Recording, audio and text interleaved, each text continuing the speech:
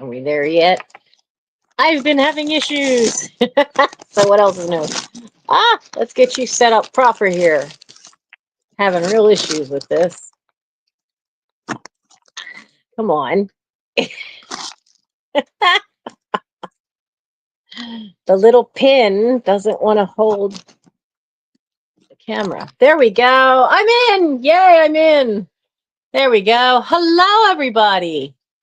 Now let me get, I don't have my, oh, wow. That's a serious lag. Put myself in live chat. And let me see, we have 6 watching now. Welcome, welcome, welcome. As you can see, not much has changed, but some stuff over here is empty. That's plus. My packing list is now went from 8 to 4 pages, and there's space on the back. Yay. A little news. I am going to go to my sister's tomorrow and tackle some of the boxes that are at her place. If I can get a signal out there or get Wi-Fi, I will see about going live, at least for a little bit, do a work with me. I don't know if you'll be interested because most of the stuff tomorrow in the boxes out there are, I think, mostly toys and games. I could be wrong about that. Could be very wrong about that. But I think that's what's out there. So I have been trying to hustle, and I thought I had enough craft stuff. I didn't really. But I do have fabric. I don't have it all measured out, but I definitely have some fabric tonight. Where's that other piece that I just pulled out? You want to know something? I wish I had enough space to show it to you here, but I don't. I found my prom gown. Of all things to find, I found my prom gown. That was quite a surprise. So I knew it was here somewhere. I knew I hadn't gotten rid of it. It was the height of that 80s fake Victorian look where, you know, you had all that moonbeam chiffon that was iridescent and kind of glistened. And you had long sleeves that would be chiffon, but you had the V-neck with like the 4-inch, 5-inch long lace ruffle down here and around the skirt. Yeah. I've worn that on stage several times as a ball gown. Just put a hoop under it. Worked perfect. So it was quite a surprise. Now, that actually wasn't the dress from my own prom, because I went to 3 proms. I went to St. James Catholic Boys School. I went to their junior prom. And the junior prom, I went with my best friend, Michael. The senior prom, by then I was dating Ed. And this is the puffy dress, is the dress I wore to Ed's prom, his senior prom. And then the following year was my senior prom, different dress, which I don't think I still have.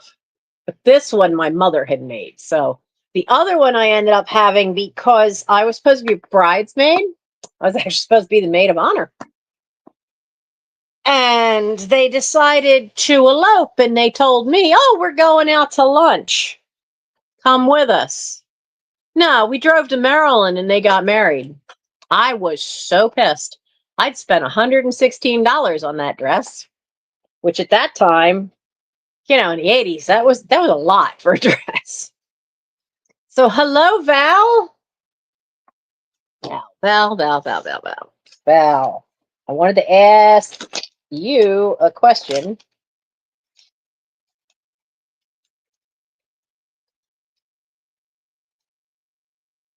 Oh,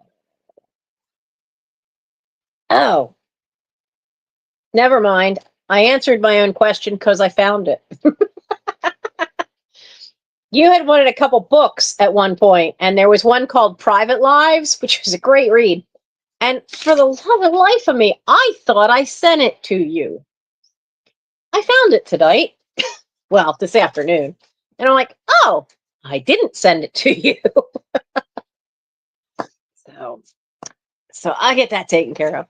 But I am very happy that, and some of you have been so patient, but I am very happy that I have gotten all that packing list that was 8 pages is now down to 4 with a little bit of space on the back page. I am getting there. Some things have no longer been wanted by the person who wanted it at the sale. That's okay. That is totally understandable because my life had been chaos for the last, I started off great. And I was able to be guest on Trisha, on Sandy and Otto, and I've done stuff with other people. I've had guests on my show, and then I hurt my spine. So that first year was phenomenal. Then once I hurt the spine, that was a real problem. And then I just kept having up and down health issues since then. So we know I do have bad days, and that limits, but we've managed to clear out more stuff last weekend, simply because I had Mike here to move things. So, and now we didn't get the boxes out of the playroom yet, but I got through some of them and was able to shift stuff around so that there is now, there's 2 medium-sized boxes here.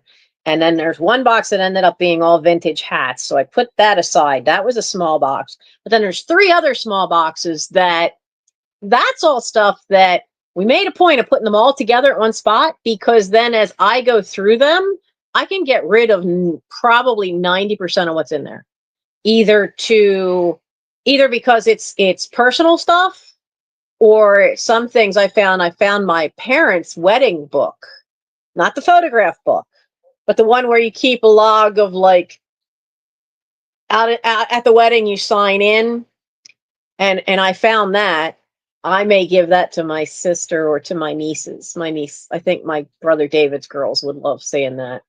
But I did find that, so that has to be sent off to somebody else because Michael doesn't want any of that stuff. So I'll send it off to other parts of the family.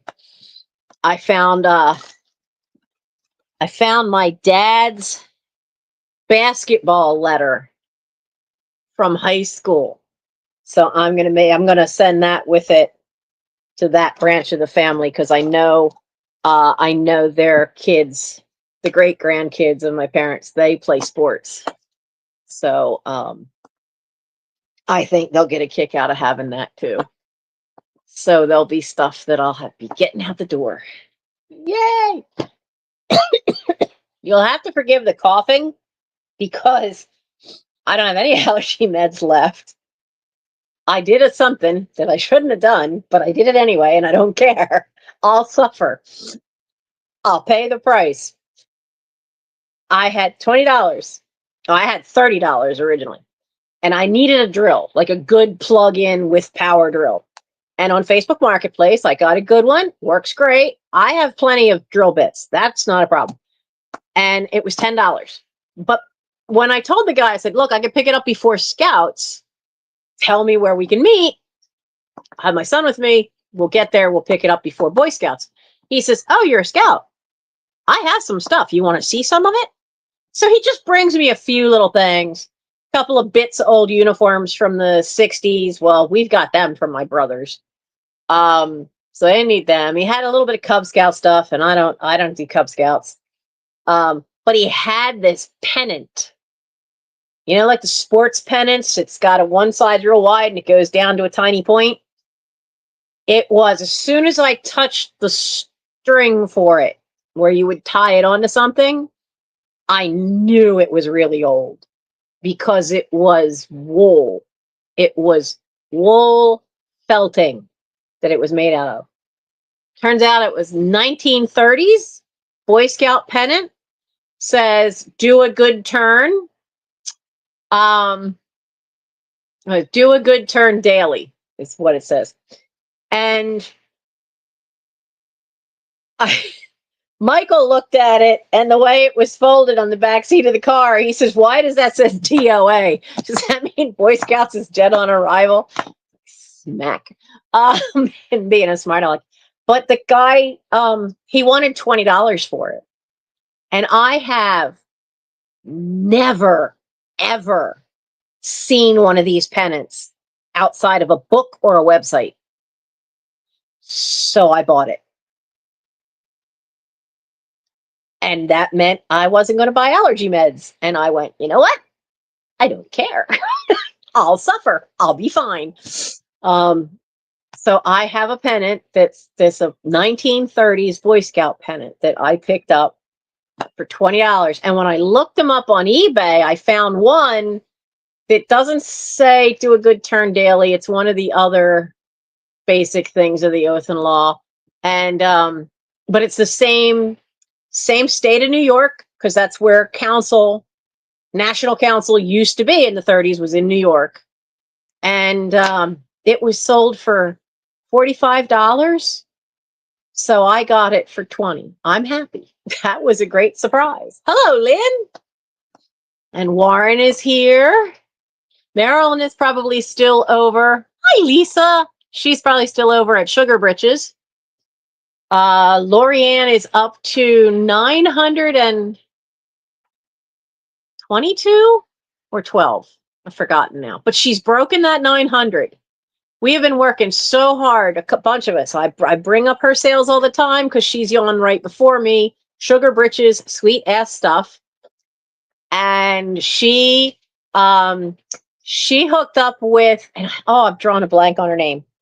The lady from Chapter 2 Vintage.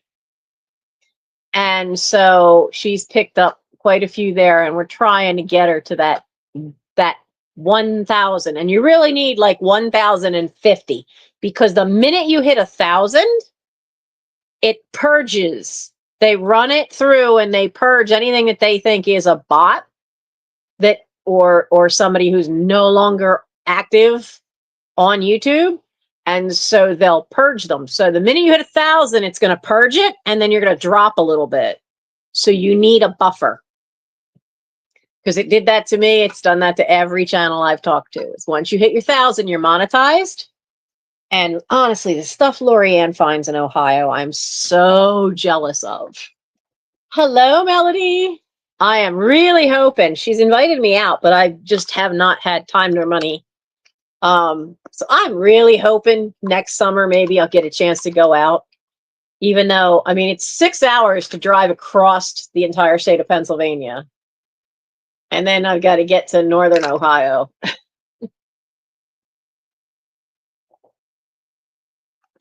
So it's not really something I want to do all in one drive. And I doubt Michael would let me take his car to do that. Ha ha. I know he wouldn't. He doesn't even want me driving across state by myself. So he and I have to negotiate about this going out to Ohio thing, because he doesn't want me to go alone. And so, Greensburg. Why does that sound familiar? Greensburg, PA. Okay, now I want to know. Mind you, for all the traveling, Greensburg in Pennsylvania. Come on, show me a bigger map. Oh, you're in Westmoreland County. That's why. Because that's where there's an art museum there. American art. That's why I heard of Greensburg. When I worked at the art museum, yes, where Mr. Rogers was born. And but when I worked at the Delaware Art Museum, the Westmoreland Museum of American Art had some of our, now mind you, this was like at least 15 years ago. They had some of the Howard Pyle pirate paintings, and we had to send them posters and postcards. to go with the sale, and they kept under buying because they kept selling out. Yeah, you're past Youngstown. Yeah, but that's why I know where you are. You're on the other side, so you're out by Pittsburgh, and then Lori Ann is. Did I do with? I'll bet it's up back upstairs. What has her address on it? But yeah, she's in northern Ohio, so I think she's below Cleveland. So yeah, it'd be pretty easy to come past you and then come up looking at this map, especially if I want to swing around and kind of bypass Pittsburgh. I remember what traffic was like at Pittsburgh. I was in Pittsburgh once to sing, and to go see the Pittsburgh Savoyards, which was a Gilbert and Sullivan group. They were having a big anniversary, and a bunch of us from around here went out. We rented a bus. We had some of us had friends we were staying with. I was staying with a friends of friends, and then others like had hotels they were staying at, and so it was great. It was nice seeing some. I got to see the Pierpont Morgan Library. I think that was the library. They made a point of having all this Gilbert and Sullivan stuff out, which was cool. Oh, Latrobe is where Mr. Rogers. Yeah, he's out that way. I'll keep that in mind, Melody. I will definitely keep that in mind. I'll have a stopover. Because we went to Camp Freedom one year with Boy Scouts, which is a Pittsburgh area council. And let me tell you, being on a bus with, how many did we take? I think we took 42 scouts. And being on a bus for 6 hours with 42 Boy Scouts is an experience. And being on the bus with sweaty, smelly Boy Scouts who hadn't had a shower since Wednesday, and it's now Saturday. That's a whole other experience. And that was the last time I was on the bus. Never again. I've done my time. I have done my time on the bus to get them to summer camp.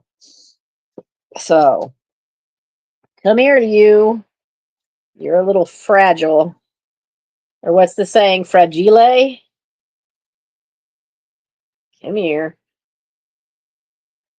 I'm afraid to mess with her too much. Her head is a little fragile, but look what I found. Where's the camera? There we go. One of these wonderful little dolls. These were always made, they were kits from, I think you can still get these from Hershner's catalog. Now, she's missing a few on the front, like right there. You can see where she's missing. But you might be able to carefully take some off the back, or if you have little tiny seed pearls and clear. There we go. I have to get used to the fact that the camera's on the other side now because my new phone charger cord is too short. But she's up for grabs tonight as a crafter special, since she's missing a few little bits. And her head's a little wobbly. It was interesting to see that her head is just on a skewer. So she'll be up for things tonight. So we have 19. How many of you saw the oh, this is gonna be hard. I have so much stuff tucked underneath here. I don't have room for my feet anymore. Okay, how many of you saw the when I filmed the going through the boxes out in the playroom? When I kept going through all that fabric. I do have like some fabric tonight.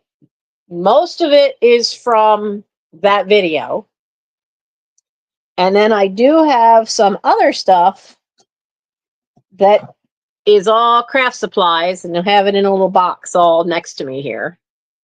I've got some stuff for decoupage. I've got the cards that were from the thumbnail that are from the, I think, the 70s, maybe the 60s. I've got some Spirited Away stickers because I don't need 2 packs of the same thing. I've got beads, seed beads, and a set of blue beads. It comes with 4 different tubes of different style of beads, but they're all the same dark navy blue. Well, TARDIS blue, really. So I have them. So, I had lots of stuff tonight. And as usual, when Gary's bored,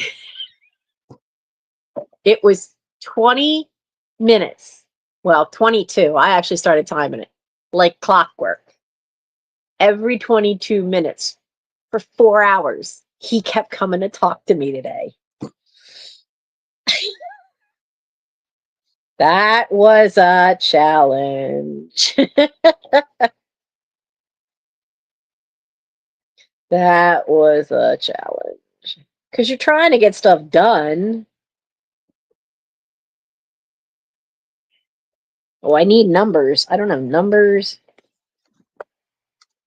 I'm not all with it today. I really am not. I'm sleep deprived. I'm punchy because I'm sleep deprived. I think some of you can understand why, considering the election and the fallout that's going to hit and the fallout that's already hitting. Unfortunately, some very obnoxious people have already targeted my neighbors. Just because they heard him speaking Spanish to his daughters. His daughters are 8 and younger. I happened to be taking the trash out and had some braying donkey screaming out their window at him going, "We're going to deport you." And I just hollered, "Dumb. They're Puerto Rican, they're American." People are really scared because there's an attitude that if somebody speaks Spanish, they're automatically illegal. Honey, Puerto Rico and Guam and American Samoa and American Virgin Islands, they're all U.S. citizens. They're all territories, not states. They are all U.S. citizens. And it's so sad that now, I mean, they're kind of worried about their daughters because of some of the, and it's just, I know some people who flat out cried over the results because, I mean, I don't usually get real deep into politics, but you got to wonder, what are you thinking when a man says he's willing to grab women where he said to grab them? He basically thinks women shouldn't have any rights. I'm sorry, he doesn't. And he's a convicted felon. And this is the highest office in our country. No, I just can't. I've come from such a long history of military families all the way back to the American Revolution. I just can't in good conscience.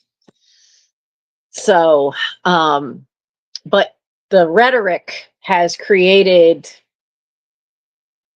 almost like encouragement to certain people to act like idiots and act full of misogyny and bigotry. And it's just breaking my heart because I've got a family in Scouts that are here legally, that's from Costa Rica, but their son was born here.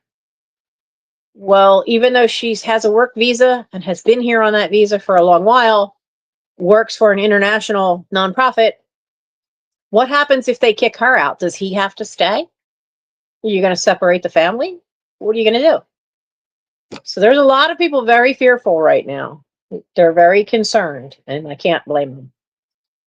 But, you know, it is what it is, and now we have to deal with it and deal with whatever happens with it. So, you know, I wasn't, I was kind of sorrowful because, you know, wasn't thrilled with the outcome, but at the same time, I was also very frustrated with the other side, because when you hear that somebody says, oh, she doesn't have any experience, why did you not then bring up the fact that she had been a senator in the Senate for quite a few years? Yet you never heard anybody bring that up, even on that side. So I had a lot of frustration during the last couple of weeks from both sides, but I didn't let it get to me. But now I have people yelling at neighbors in front of an 8-year-old. That got to me. The fact that a family in my scout troop is trying to figure out what's going to happen, and will they have to make plans to have guardianship for somebody to immediately take guardianship of their son if they're not allowed to have him go back with them, if they get told that her visa's not going to be renewed. Even people who are here legally now are afraid. What do you tell them? That's the part that's getting to me. That is, it's messing with kids. And there is nothing that will set me off faster, because children should never have to pay for the stupidity of the adults, but all too often they do. And I'm one of those kids. And I know what it's like to be the one that always has to pay for the stupidity of somebody else, because you're a kid and they're the adult and you have no power. And the fastest way to have me go mama bear on your ass is to mess with a child. And so that part, and I know there may be people who will not be happy with me and might even no longer be a subscriber to my channel. I'm sorry to see you go, because I do think, you know, we're adults. We should be able to have a dialogue, but don't mess with the kids. Okay? Just say, leave the kids out of it. Let us be adults. Leave the children alone. This is a hard enough world for them. Leave them alone. So I want to thank you guys, because I've been here all day with my brother. Mike's been out at work into the evening. And sometimes in the course of a day, you guys are the only ones I talk to. And I really needed to get that off my chest. It has been eating me up. It happened election night. It happened that late afternoon. We didn't even know who had won yet. We knew what it looked like and how close it was, that he was getting closer to the mark where he needed to be. But we hadn't quite gotten there yet. And already this was starting. So, and they're afraid because they were outside of their own house. So now this person who drove by, who may think nothing of what they did, now they are afraid because they feel like, well, he knows where we live now. An 8-year-old shouldn't have to be afraid to go to bed in their own bed. And so that kind of really, it has just been gnawing at me ever since. And at Scouts last night, after talking to that family, I've just had this weight on my shoulders eating me up for ever since last night between those two events. So thank you for being patient with me and letting me put that out there. We're all adults. I may not agree with your politics. You may not agree with mine, but I think we can all come together in the middle when it comes to protecting kids. And It's not that I had it up to here. It's that this was like up here and eaten at me. So enough with that. Thank you for being patient with me and letting me get that off my chest. That is what we're all going to be watching out for now, you know? So, oh, I know. What I don't understand is there's 18 million votes less than from an election 4 years before. Surely Pennsylvania didn't have 18 million people die. We'd kind of know. So that one just boggles my mind. But yeah, I mean, I'm in one of the areas that's pretty solidly blue because they're very into education. The education issues are what kept my area blue, and tariffs. There's a lot of manufacturing around here, and a couple of the scout dads work for Scott Paper, which is in Chester, and the tariff thing, they couldn't believe they had to explain it to some of the other workers, their fellow workers at the plant, that no, the companies that you're buying from overseas, they don't pay the tariff. The tariff gets paid and spread onto the customer with higher prices. And I had my friend Leslie pointed out a very good point. So here's a quick history lesson. What was the Boston Tea Party for? It was for tax on the tea that was not for people in England. It was only for the colonists. It was a tax on tea.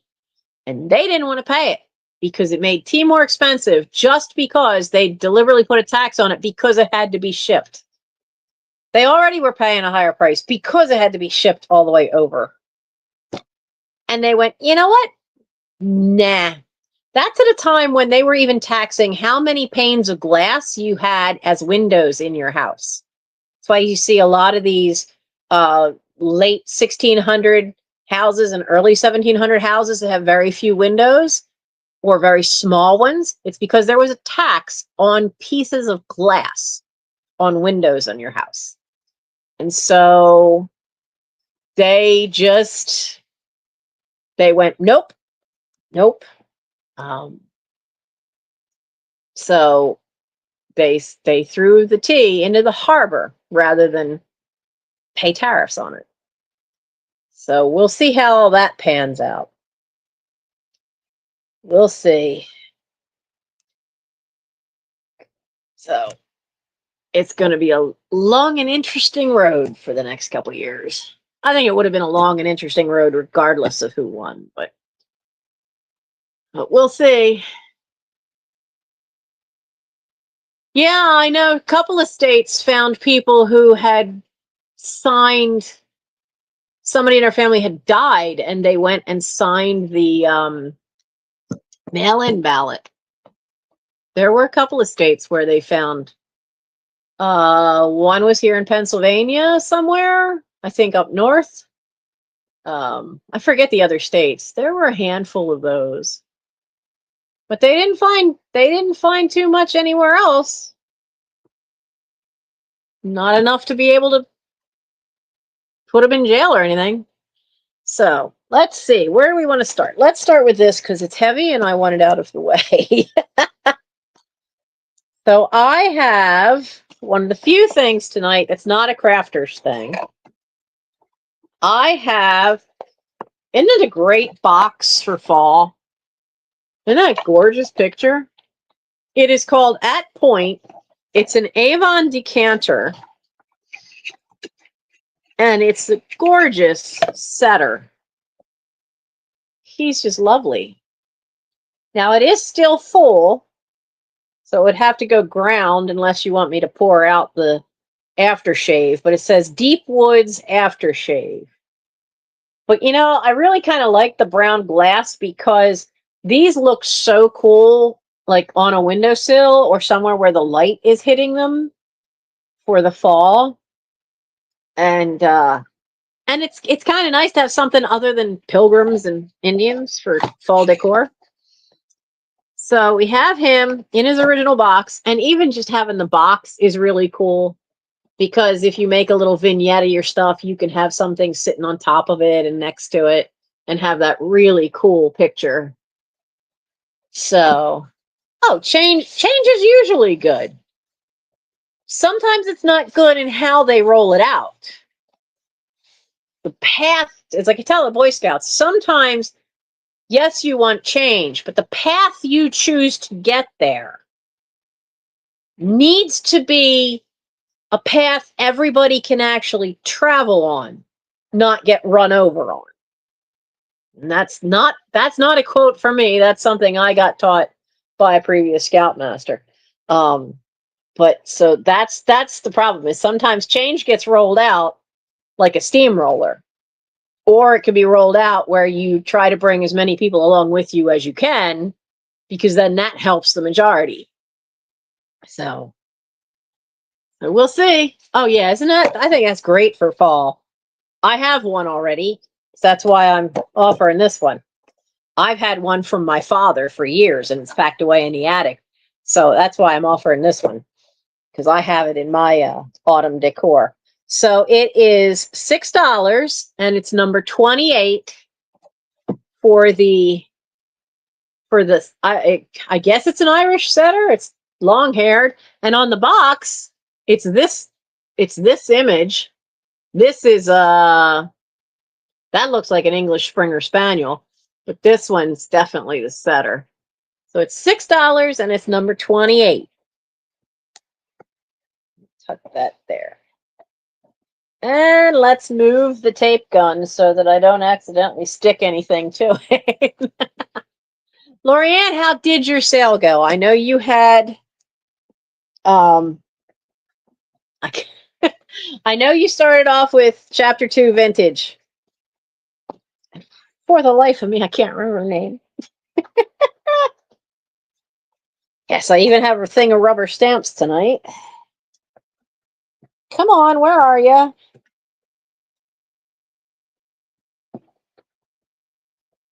There's one of.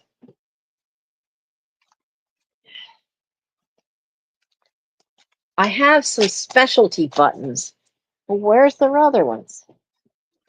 No, that's one of each. There's that. Where's the other teapot? Here, little teapot. Where are you? There we go. So Alex, thank you. That's her name. I could, for the life of me, could not remember her name. Oh my goodness. My scouts laugh at me because I have a hard time remembering names. Well, now I have to set these aside. These Christmas cards. 1, 2, 3. There it is, 4. These are all by a particular artist, and they are in my eBay store. But look at the image on this one with the anthropomorphic rabbits. And I guess that's Grandma and Grandpa just showed up for Christmas.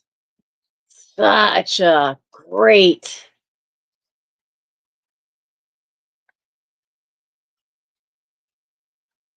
Now, some of the certain parts of the inflation are because certain food companies, like eggs, got caught price fixing. But do you know that there's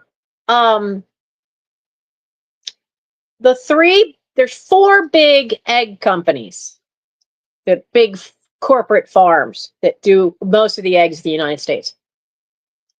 3 of them got together and price fixed and really raised the price of eggs. And they got caught, but they got a slap on the wrist because each one of them only had to pay $100,000. And then they still went right ahead and kept the price high. It's like, really?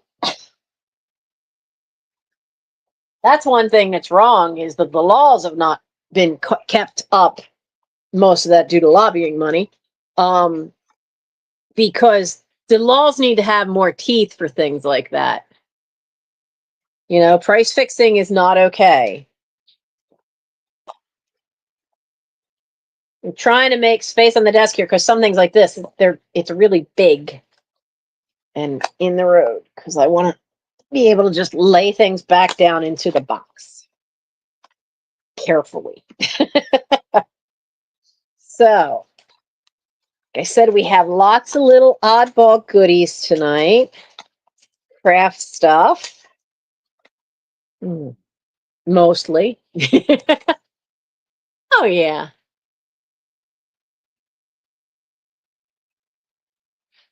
Yeah, I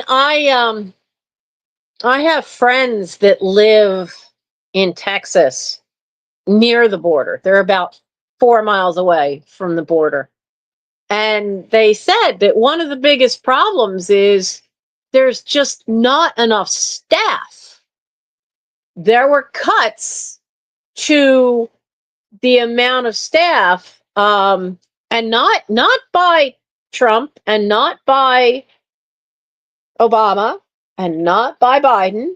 These were cuts that go back to George, what's Junior's, George W. Bush.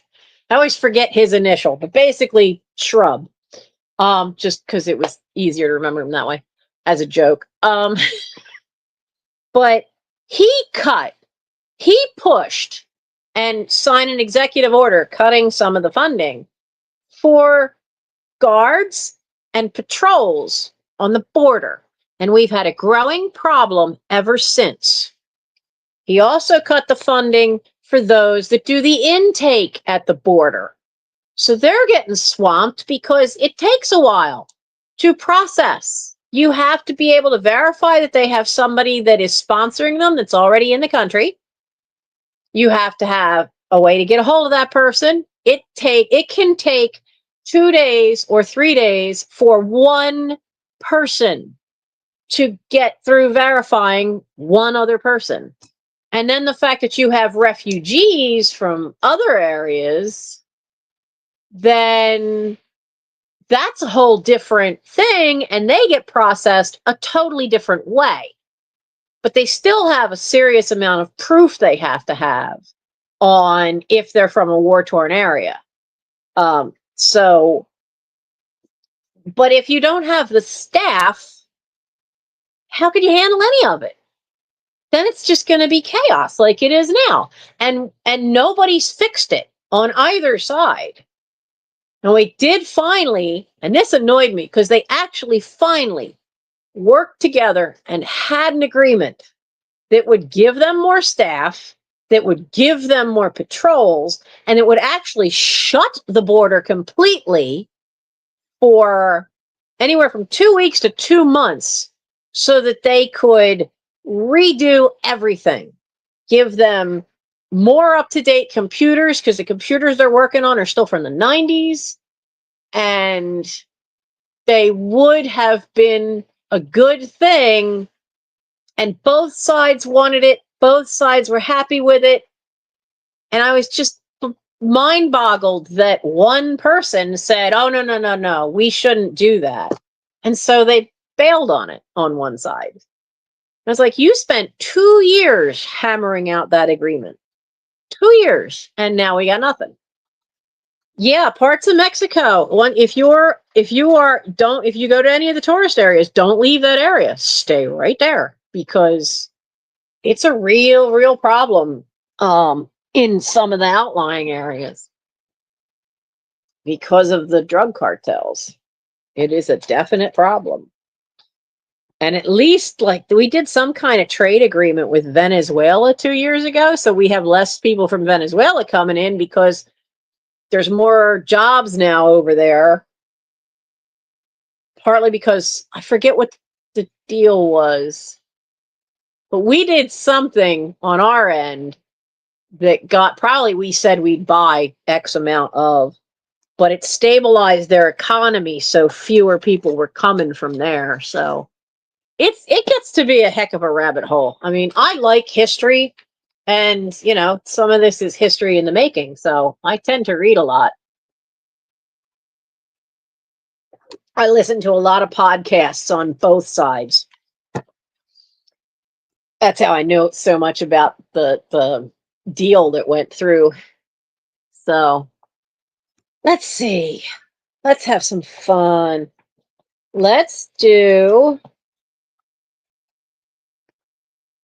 these since they're big and flat. So I have something from my own from my own fairy collection. It's a sticker activity book, but it's all by Cecily Mary Barker. It's by Warren Publishing. They are the publishers who started off by publishing all the Beatrix Potter books, and they still publish them. They also do books that are all the Cecily Mary Barker flower fairies. It's because I like to read and I tend to remember a lot of what I read, but I can't remember names. And I have a hard time with how I can't do higher mathematics like algebra and stuff because it makes no sense to me. But I've always loved reading. So, and I loved reading history, and the best history you can get, what great uncle told me, is find firsthand accounts, because then you can see more of what happened on each side than you will by somebody who's writing it 20 years later who's got a bias for one side or the other. So that's why I tend to like try to keep track of both sides. But this is pretty big too. I mean, this is what, like 14 inches tall? And yet this time I made sure I had, no, I don't want you in centimeters. You're 12 and a half inches tall. I was off. So it's 12 and a half inches this way. And this time I made sure I had an envelope big enough to send it. So the illustrations are all Cecily Mary Barker. It has a description of the flower fairies in here, of her fairies for spring and summer, autumn, fairies for the winter. Now it has how you can make a nature collage. And then it has this full page where you could color this all in. And then you do a ribbon. Now they tell you to glue your picture onto a piece of thin card. So they basically want you to glue it onto a piece of thin cardboard because it needs some stability if you're going to run ribbon through it like they have in the picture here. See how they have it there? But this is sweet pea. That's the sweet pea fairy. So you would color all that in, and they give you some suggestions of what you could do, that maybe you could press flowers for some of the petals down here and different things like that that you could do. There's little puzzles, but now they have full page ones. That's the Blackthorn fairy. This is White Bryony fairy. Now I don't know what that is, but it's something with berries. But the cool part is that you have these high gloss pages, these great pictures. That's the other one. Now you have those because you have all these stickers, all these great stickers in here. Now I don't know if they still make this.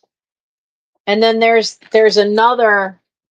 See, if you take the center thing out, it's actually 3 panels. And then these are the other 2. And then this side is the springtime summary kind of panel. And you can arrange the stickers onto whichever side you want, and then you can hang the whole thing on your wall. And then there's a spot the difference one with the same picture. Whoops, this way. But it is, how many pages here? Do we know? Jumbled words, dot to dot. You don't have your pages numbered. Well, that's not helpful. But this is from first published in 1997,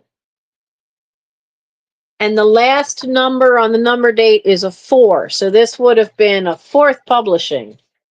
But I'm sure I've had this since the 90s.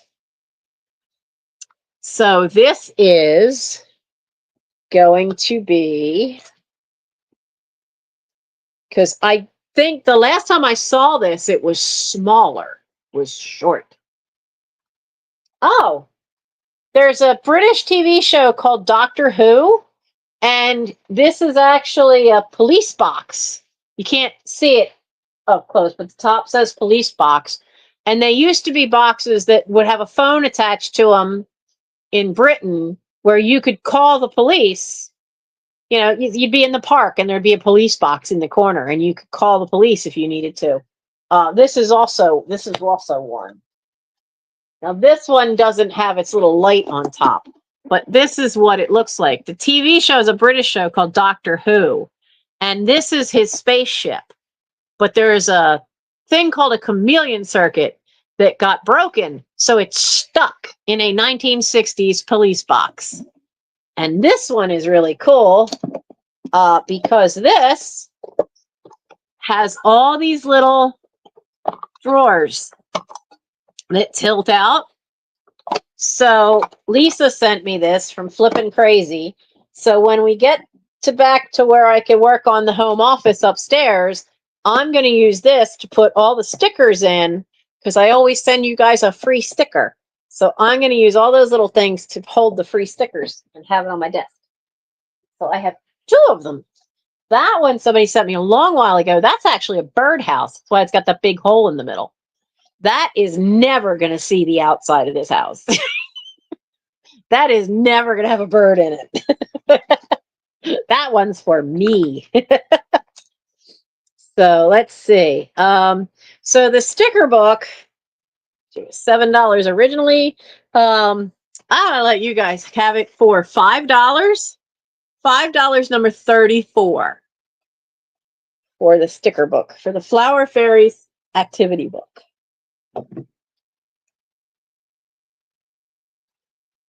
So,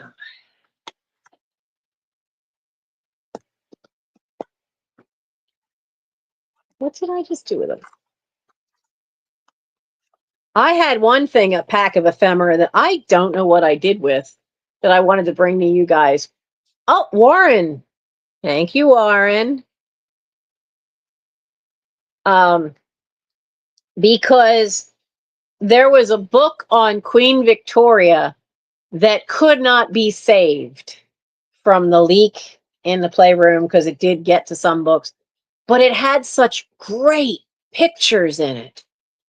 And I saved as many of the pictures as I could, and I cut them all out of the book, made sure nothing has any mold or mildew cut, because it all went down the spine and across the bottom. So anything that was above that was still good. And so I got them all, and I have it all in a bag. I wanted to bring it, and I put it in a safe place. Keep it away from the kittens. Now I don't know what I did with it. Now I don't know what I did with it. I have 3 vintage cards. Now the company says fingerprints, and then it says by the Bernsteins. So there's this thing. It says fingerprints and by the Bernsteins. Now they're pen and ink drawings. And boy, are these kind of tongue-in-cheek. Now, 2 of them are that. And then this one is Young Ideas of Santa Monica, California. This one says, if you've got the money, honey, I got the time. They're all very tongue-in-cheek, these 3. And this is for all 3 of these. Yeah, not so much now. This one says, and these 2 from Fingerprints, the artist's name is on it. It says Helene. It says, we'd make a lovely couple. They're all long cards. And then her signature is like hiding under there. But then it says, if it weren't for you, you better know the person that you're sending this to seriously has a good sense of humor. Now, this one, I wish I'd found this before Halloween because I think this would be fun to have as a Halloween thing. It says, you have all the possibilities. But she's got her little gypsy, what do they call them? Crystal ball. And then inside it says, of becoming a total stranger. They are very strange cards. So you get all three of these vintage cards. Now the envelopes, this envelope's fine. One of the envelopes seems like you might have to steam it to get it open if you wanted to use it. So you have all three cards, and it's just $2 for the three cards, and it's number 24. And these are definitely probably from the 60s, because as near as I could find fingerprints cards, they were from the 1960s. But it's $2 and number 24. I think she'd be kind of cool if you colored her in with colored pencils. Make her into something for Halloween. That could be very cool. Okay. Does anybody like railway stuff? Because this is another piece of ephemera. It's actually two. And one, I don't have a date for. As near as I can tell, it's probably similar to the date of the one that's from 1962.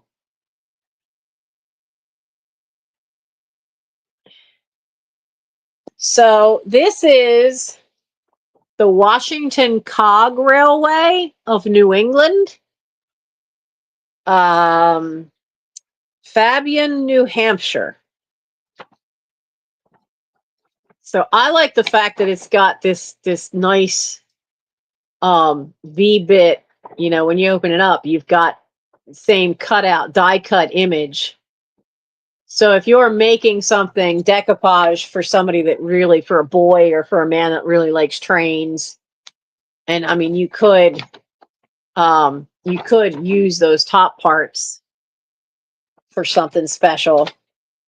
And then it's got the schedule of the trains on the back. And then the part that's going with it, this is the National Railways of Mexico from 1962. Now, this has quite a few pages. This has 22 pages to it. Now, I found a couple of these online. This one happened to have been done in green print. Some of them were done, they all seem to have this brown color. Some of them were done in orange, which would have been really hard to see the map, I think, if that were all in orange. But it has the map, it has the timetables, it has a list in the back, but it has all the timetables. And if you're doing junk journaling for someone, there's some great images there of having, like, here's an old map of Mexico City. Even if you went there as a vacation and are making a journal of your trip, this could be kind of cool. So you have the two railway things. It's $2. Come on, little card. Come on. Separate.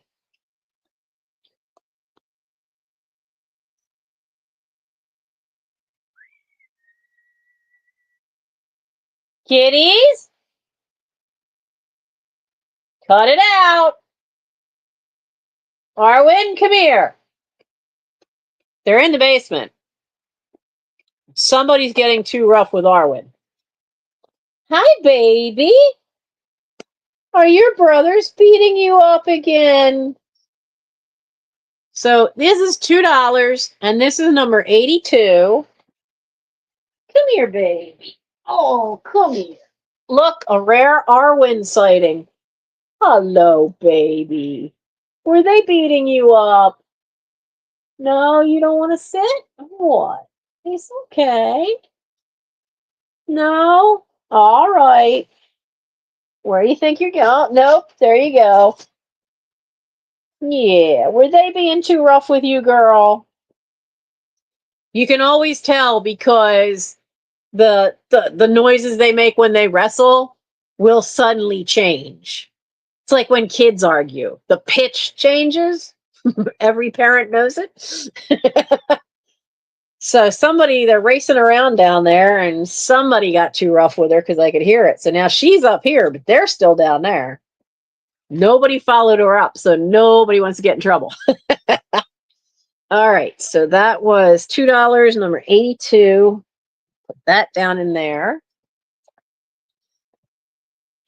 Now, this is another little piece of ephemera.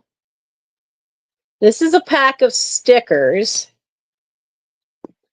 I had ordered these for a project that I have, but somehow they goofed up and they sent me 2.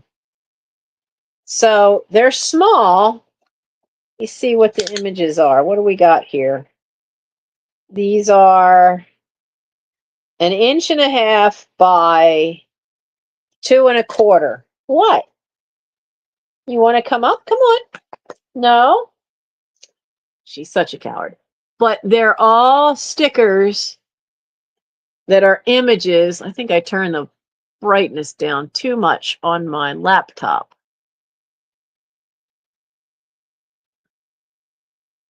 There we go. That helps. But they're all stickers of scenes from Spirited Away. Oop. Somehow I'm in shadow at some point. I like the little white mouse that's working the treadmill. And that's the one boy who turns into the white dragon.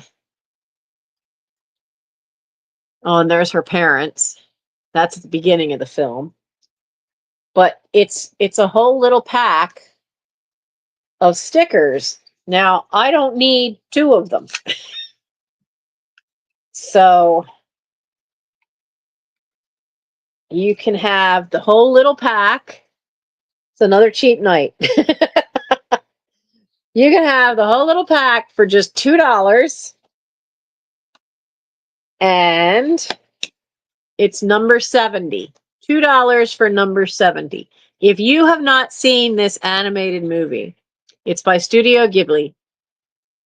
I highly recommend their stuff. This one is really sweet.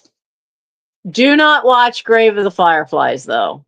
Grave of the Fireflies will make you cry. That one will definitely make you cry.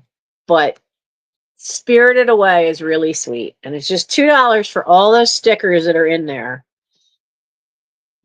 I can't read the Chinese to know how many there's supposed to be. Oh, I think it says 30 on the side, but if I remember right, for some reason, this one didn't have a full 30. I think it was missing 2, but they had to send me another one. So this is the one that's missing 2, which is why I think it's only 2. But that's why I made it only $2. So it's $2, number 70 for the Spirited Away stickers. And if you know somebody who's got a dollhouse, like a kid with a dollhouse, you could actually just make a little frame, and they could even be posters on the wall of the dollhouse. Okay. Is there anything else that is ephemera? No, those are all crafting. I'm sliding off my pillows. Oh my goodness. And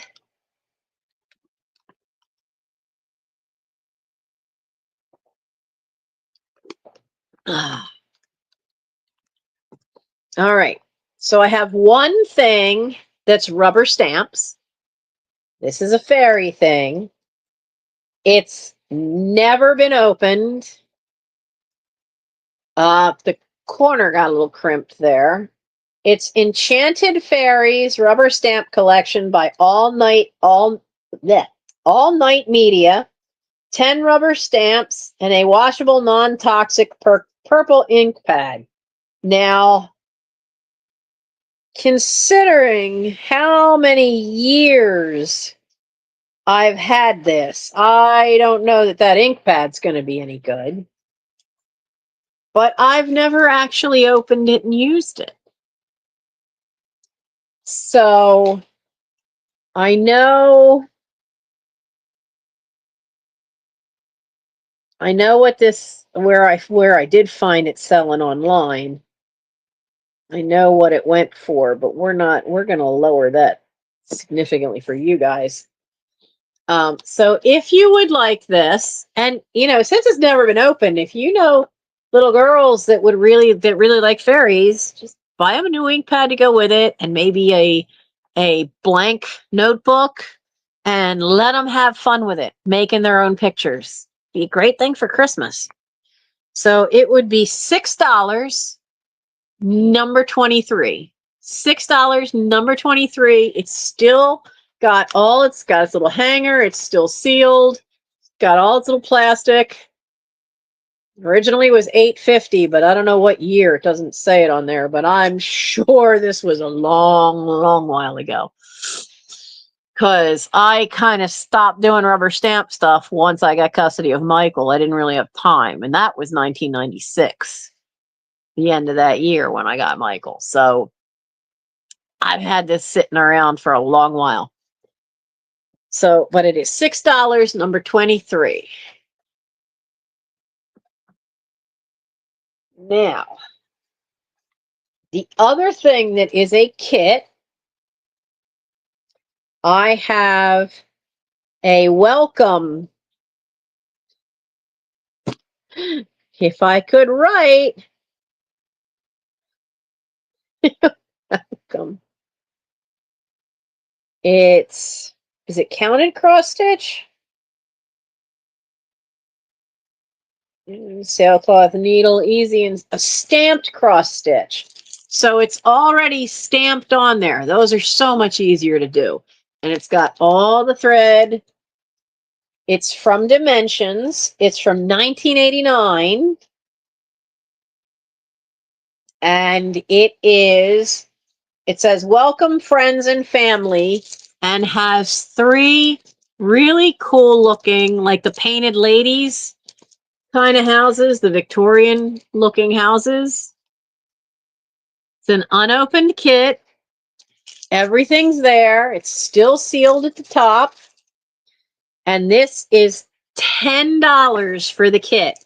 And keep in mind, it is the easier one to do because it's stamped.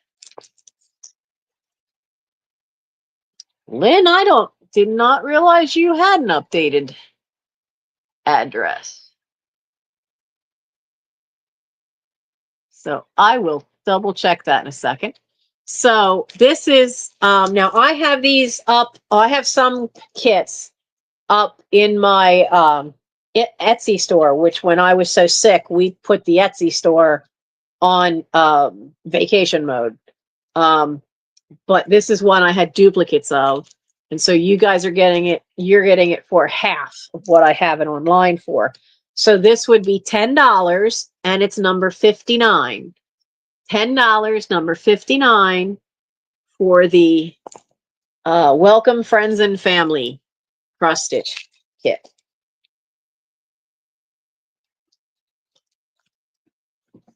Tuck that down there. Lynn.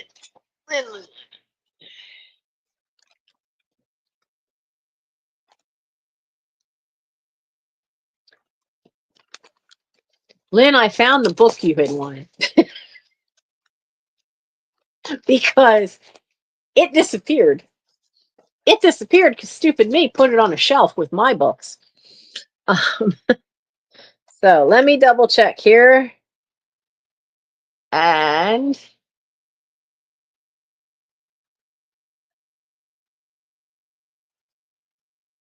yep, I did not have that address. So, all right, I'll put a note on there and I'll fix that on the thing after the sale.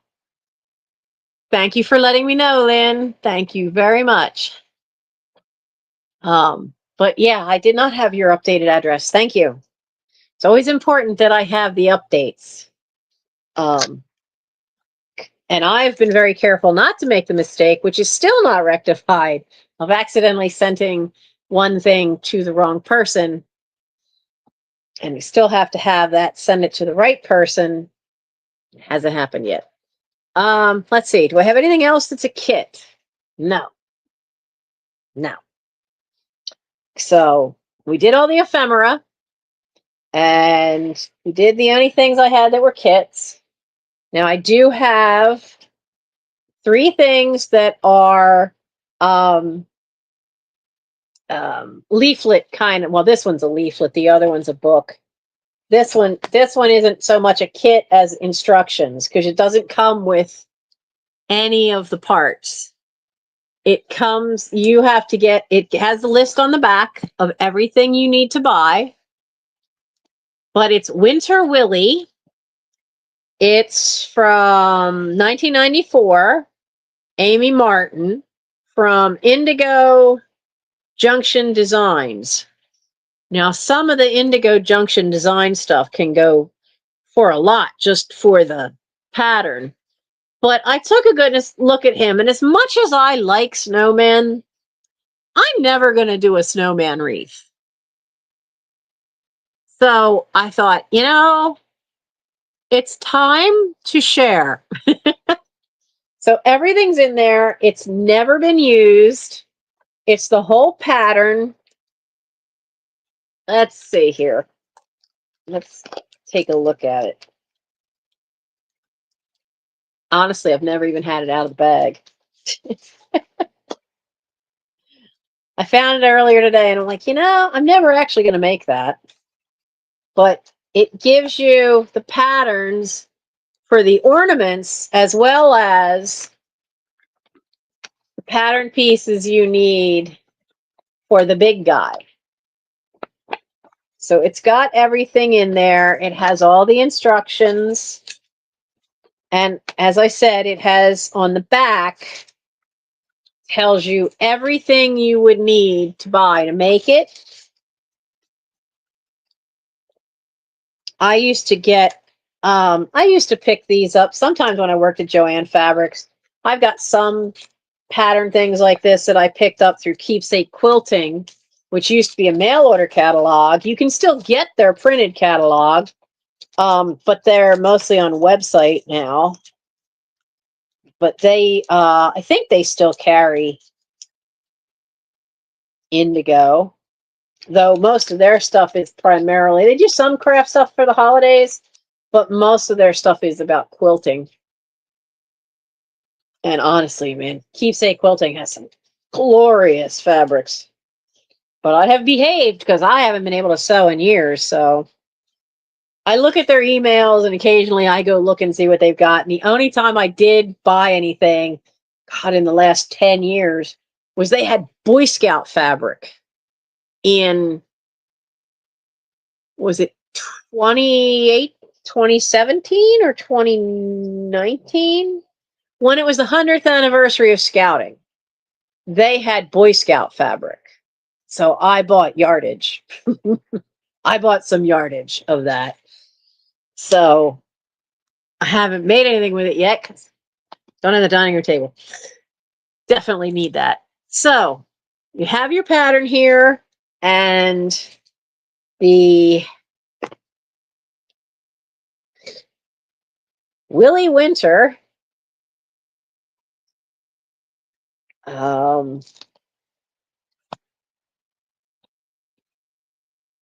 Let's just make him nice and cheap. He's going to be $3, and he's number 49. $3, number 49. And he's really, really easy to make because the fact that he's made with felt means that even if you don't have a sewing machine, you can just whip stitch all his seams. And literally, a whip stitch is literally you're just up and down, up and down, up and down over the edge.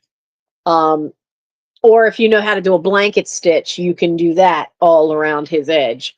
So he is one you could make by hand if you didn't have a sewing machine. But I realize I'm just not. I tend to like my snowmen to be like figures, little figural things. So I looked at that and I was like, yeah, I'm not going to do that on the door. Also, the fact that it's white, I kept thinking, it's like, you know what? It's going to get dirty. Because our door, it's so shallow between that old, 1911 door and the storm door that any kind of big puffy wreath like that tends to squish up against the glass. And so he's always going to be like right against the glass. And I just think that over the time that would make him dirty and hard to clean. You wouldn't be able to clean it without taking him apart. Now, this is something 1997 from McCall's, and it's for making cinnamon stick things for the summer. I do kind of like to swing. I've made these little rockers, and I used to put like little dried flower bouquets in them or a little pillow. So I did try to do this one once.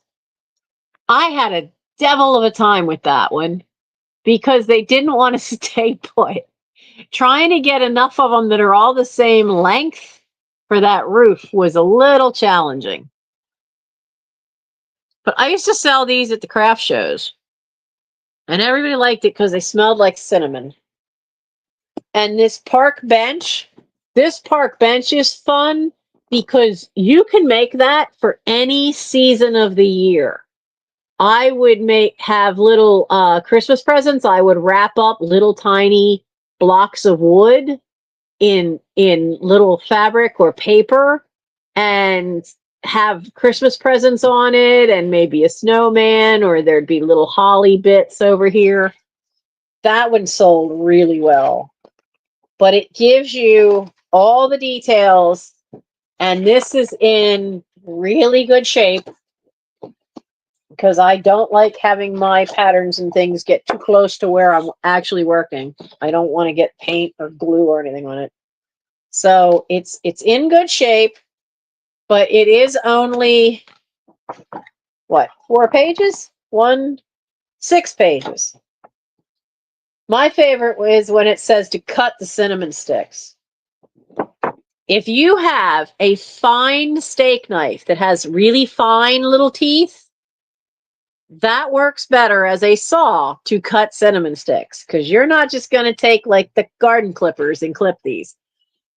But this is a fun one to do. They always smell lovely. And depending on how you choose to decorate them could be what you do them for any particular season. Cinnamon. This is just $2. It's just $2, number 46. $2, number 46. So that can't be right. My screen says I only have 1 thumbs up. That can't be right. 15 thumbs up. Yay! Thank you all. I know I've lost a few people who were watching because we had 19 at one point, but that's okay. You might get here for a sale and it not be the stuff that you're interested in. Because, craft nights are always a bit different. We never... What do I do with the trash bag? I lost my trash bag. Oh, duh. Of course you lost your trash bag. It's trash night. I took it out already. Now, this one, I've not used. When I do embroidery like this, I love to rather do the old iron-on ones. But this is birds and animals in cross stitch. And the only one I've ever done is I did that. And to do it, I actually did it on needlepoint canvas. So I kind of like transferred it over. But it's birds and animals in cross stitch. There's 42 charted designs. There's butterflies and other creatures. Now, among the creatures there's a really cute little koala. There's a lot of different birds. There's even some really fancy fish. Now, this is from 1983. From Dover Publications. It's out of print. They don't do this one anymore. Now, here's a cedar waxwing. The charts are full page so that you can really see what you're doing. And then at the bottom of the page, it has all of the little legends of what symbol is for what color. Because there's nothing worse than getting one of these books and having the chart be like half the page and tiny.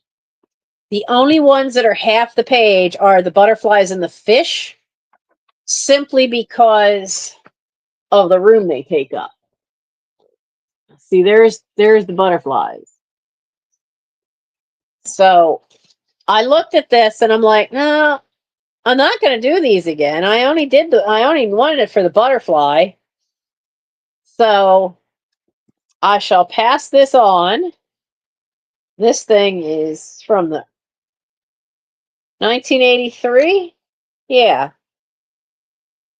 Now they do have a puffin, but the puffin is a weird pose. And they have a fox squirrel, and I don't even know what a fox squirrel is. Do they show? Okay, so I love puffins. But what's up with his neck? See what I mean? Like, to me, the puffin was weird looking because they have it like looking over his shoulder and, oh, hi. There's a cat behind me. What you doing? What you doing? Arwen? When did you sneak up behind me? Hi. You're not going to come say hello? Hi.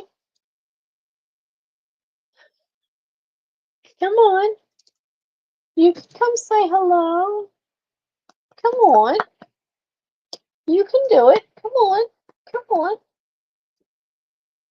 Oh, you're just going to keep rubbing against my arm. Okay. So, birds and animals.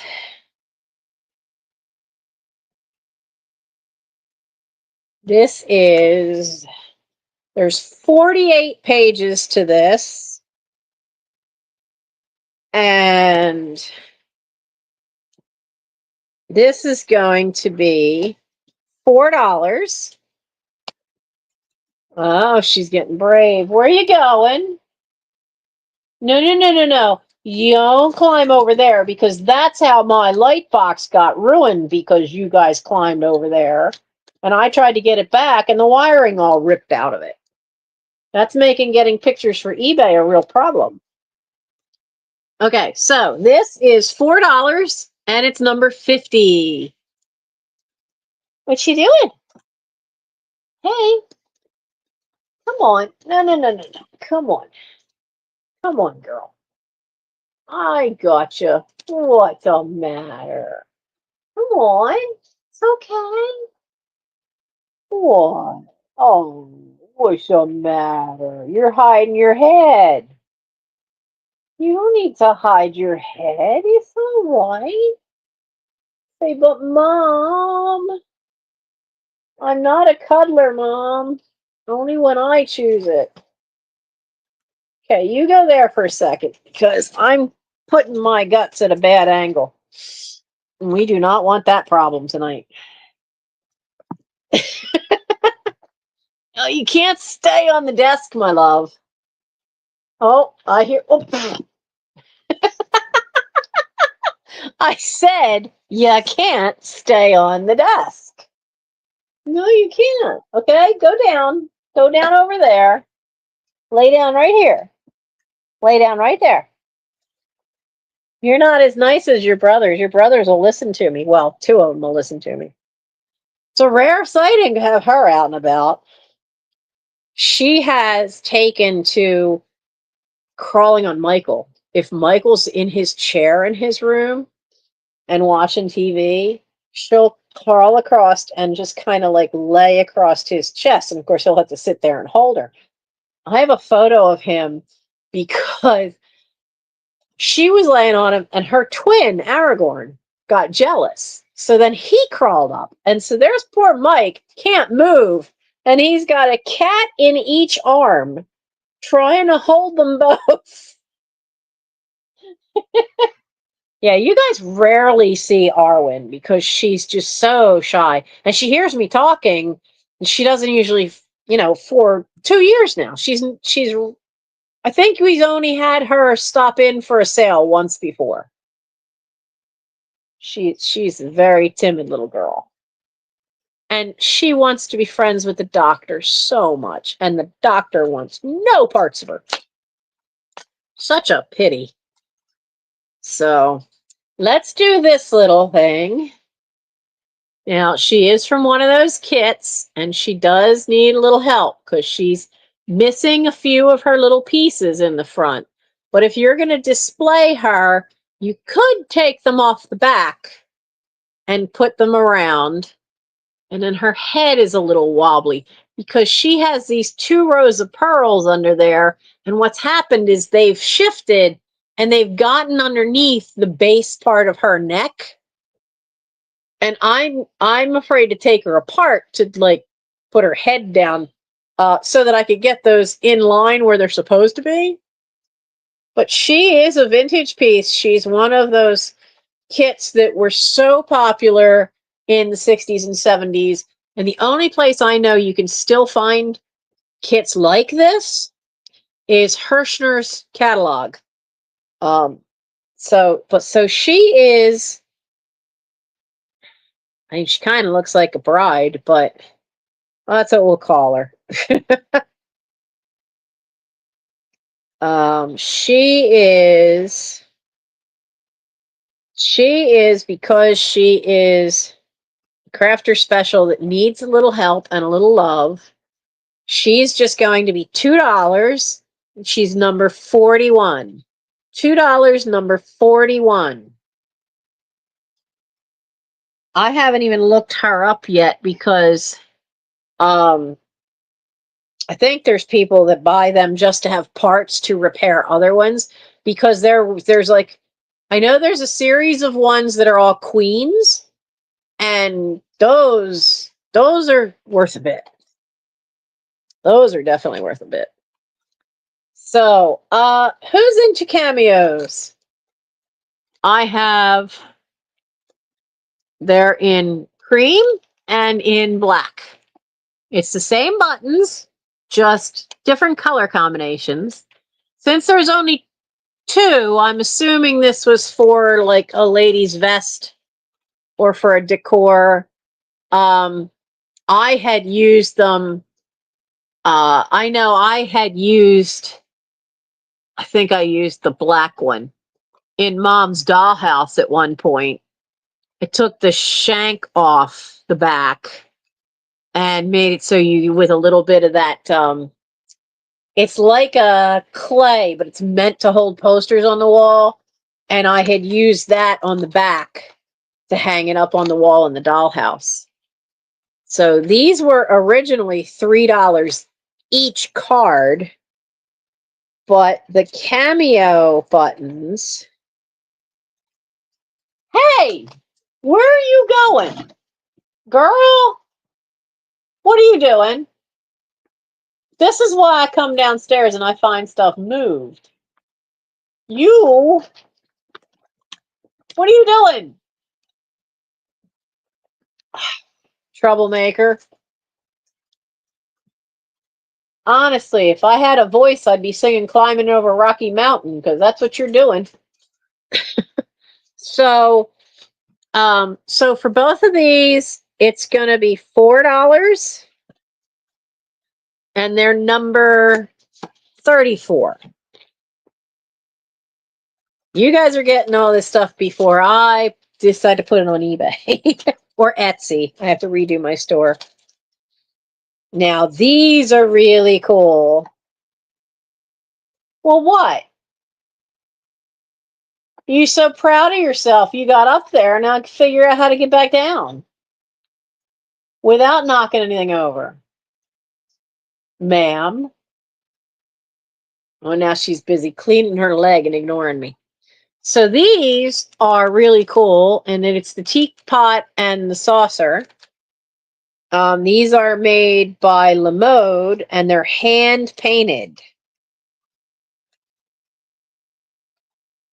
So these, you get both of these for the teapot and the saucer. You get both cards. And these are $4. And these are number 12. $4, number 12.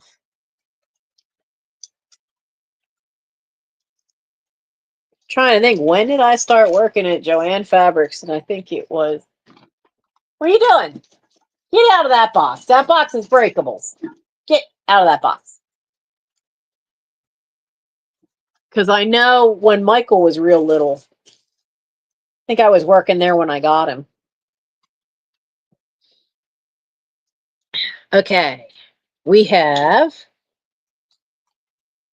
Now I have 2 of these. It's 100. What is it? No, it's not 100. 10/0 glass seed beads. So that's a size. They're really tiny. Really, really tiny. These are good for little tiny projects.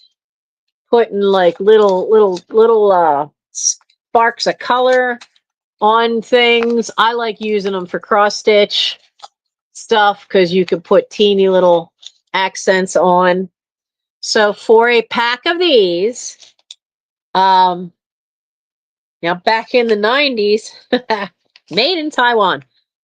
Back in the 90s, this pack was, it's 3.53 ounces or 100 grams, and they were $3.99. This size, I was in Joann Fabrics beginning of October. This size is now $6.99. This size. It's double. It's crazy.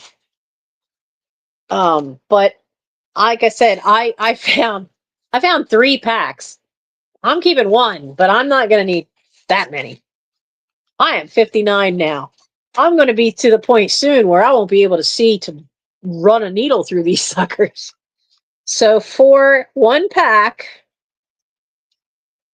of the seed beads, it's going to be just $3. And you can let me know if you want 1 pack or both. But for 1 pack, it's $3, number 52. They're all in there. They're all still sealed. I've never opened these. But $3, number 52. 34 and 12. Okay, you want the buttons.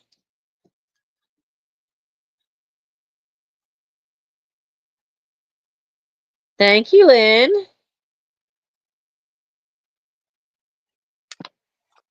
Let me get them out of here.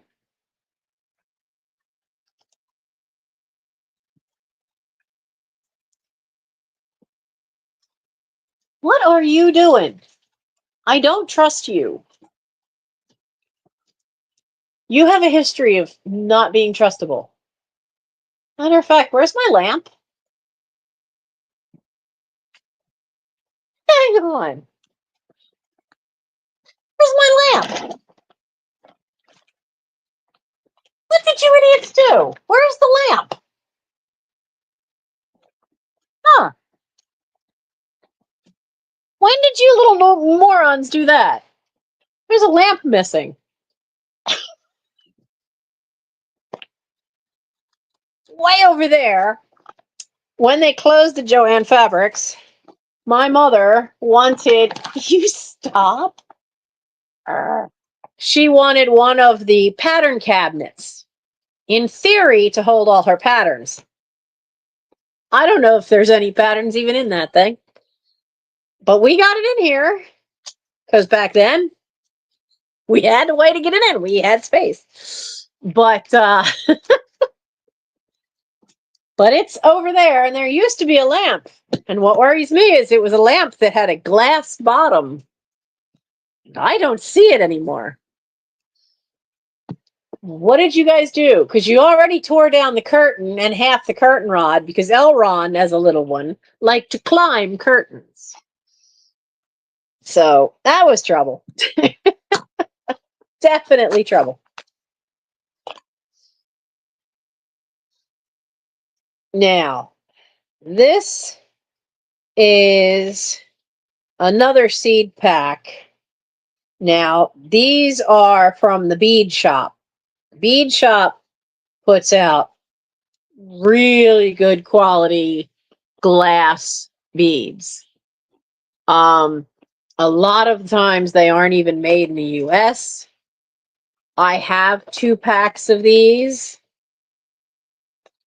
I don't know what the original price was because it's not on there. But these were made in Japan, and they are that cool like TARDIS blue, you know, that darker blue. It's really, really pretty. But there is an iridescent seed bead that's all purpley blue, and then there is a round seed bead.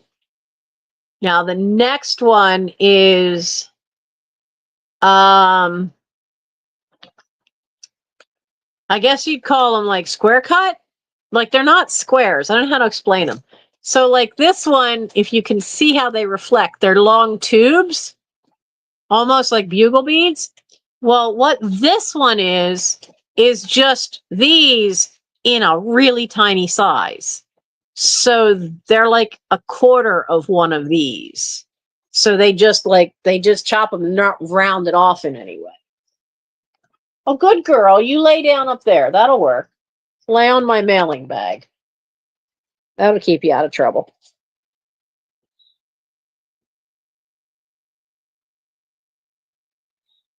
So these are going to be $3 for one because their stuff is top quality. And honestly, the bead shop stuff, I don't usually bring you. Sorry to say that, but I don't. Because their stuff is usually such a higher quality and really, really good. I have hematite beads. I have what's the one? Malachite. No, yeah, the green. Malachite beads. I mean, they have such a fantastic array of beads. And honestly, I don't know if the bead shop still is around, but you'll end up with beads from Japan, Czechoslovakia. You know, they're suppliers all over the world from them. But I found several packs of these, and I went, you know, I don't think I need 5 packs of these. Even if they are the right shade of blue to do a TARDIS in beads. So I'm offering up 2 of them for $3 each, which I'm pretty sure that when I bought these in the 90s, these were probably already $6 then. So $3 each, and I have 2. So you can get one or you can get both. But for just one, it's $3. It's number 83. But if you ever do beadwork, look for stuff for the bead shop. If they're still around, they do. They would sell through, back in the 90s, they sold through Joann Fabrics, but they were excellent quality beads. It's like, oh, there's another one. Something Mill, and they come in little little packets. And that's another company that did fabulous beads that they don't tarnish. They don't tend to snap. Sometimes with the cheaper beads, especially seed beads, you'll find probably about 10% of the beads sometimes don't actually have a hole that goes all the way through, because it just didn't make it. But I've never had that problem with that company. I've never had a problem with them having broken ones in there, and the quality is just fabulous. Miyuki? I don't know. I mean, because it just says made in Japan for these. Now, the company was called creativebeginnings.com from Morro Bay, California. And their line of beads was called the Bead Shop.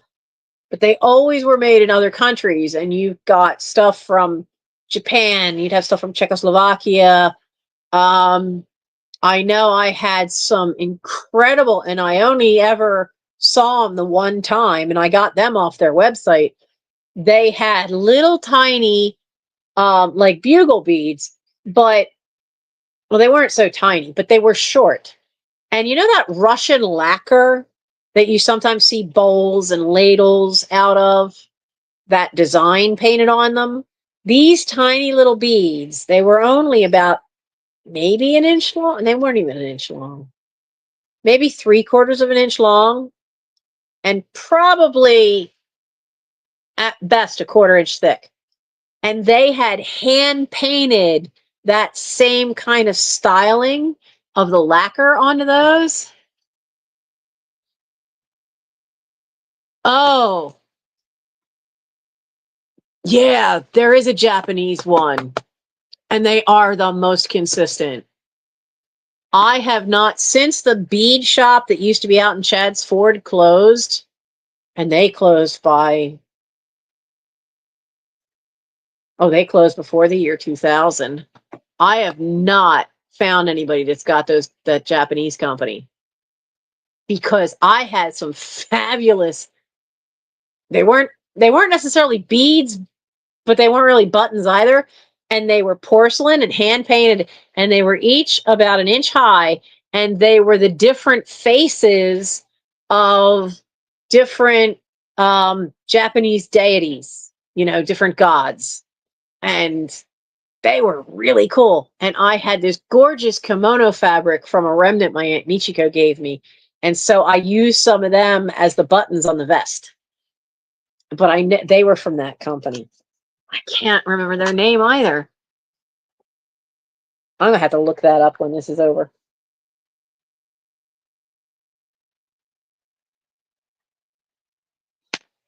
Okay, what do we have left that's not fabric? Oh, I forgot about this. Okay, so this is, who likes littles? This is a bag of vintage little stuff.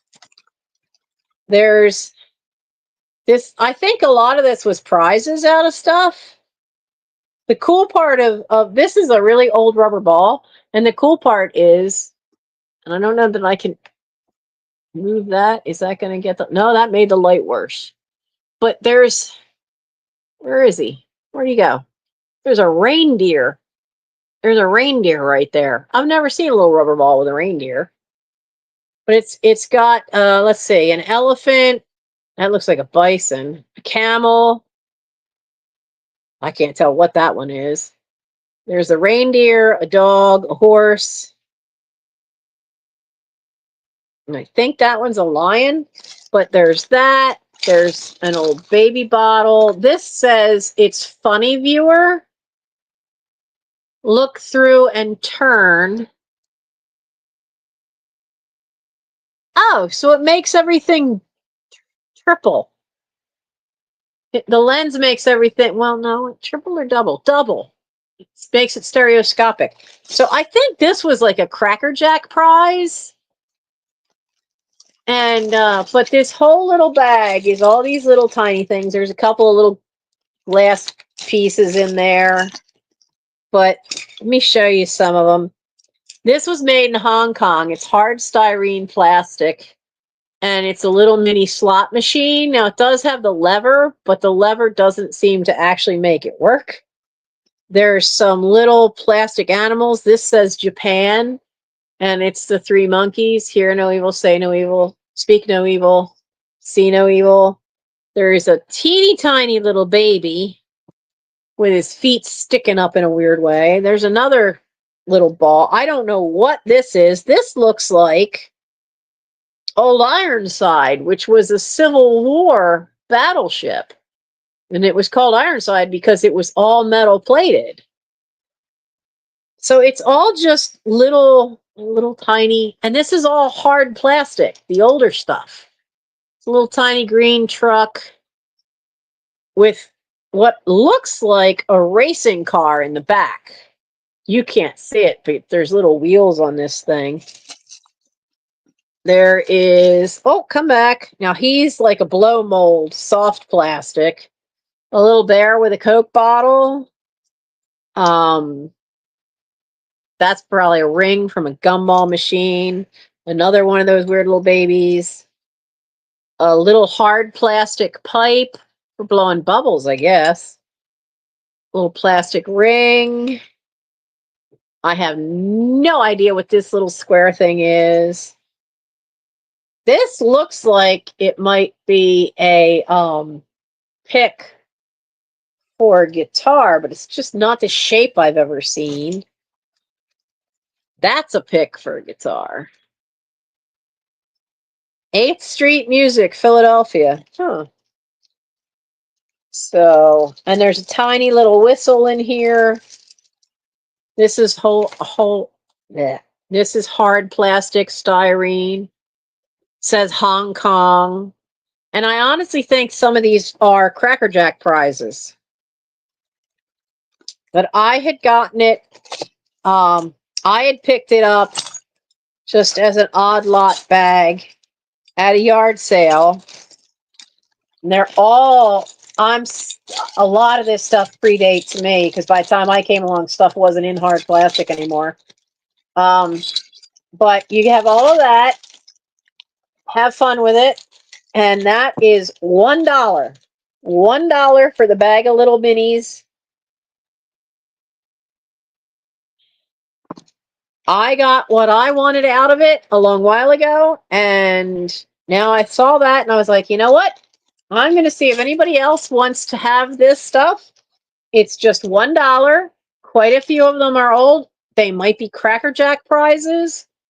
The ring I kind of think might be a gumball prize, but it's number 27 and it's only $1. And if you have one of those jars that you like to keep little minis in, you can have us all for that. There's some really cool stuff in there. I really kind of like the hard plastic stuff because that's the stuff was definitely the kind of stuff that was Cracker Jack prizes. I did not look them up to see if they really were Cracker Jacks. Even the Ironside thing, that says Hong Kong. That could be Cracker Jack as well. So that was $1, number 27. I was almost tempted to keep that little baby bottle simply because if anybody brings me any more baby birds or something, it might be easier to get water down their throat. All right, now let's do some of this fabric. So this piece, let's do a couple of these. Oh, it's almost 1 o'clock. I have to turn in a pumpkin soon because I have to be at my sister's by 10:30 in the morning. This is a half yard cut, 45-inch wide. It's a swirl pattern that's all a gray, a tan, and like an eggshell kind of white.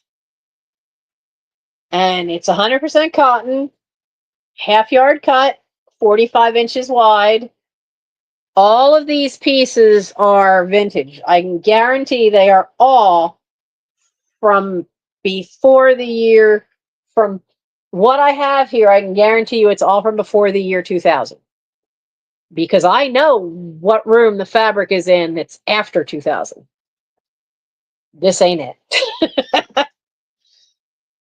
So the swirl piece, whoops.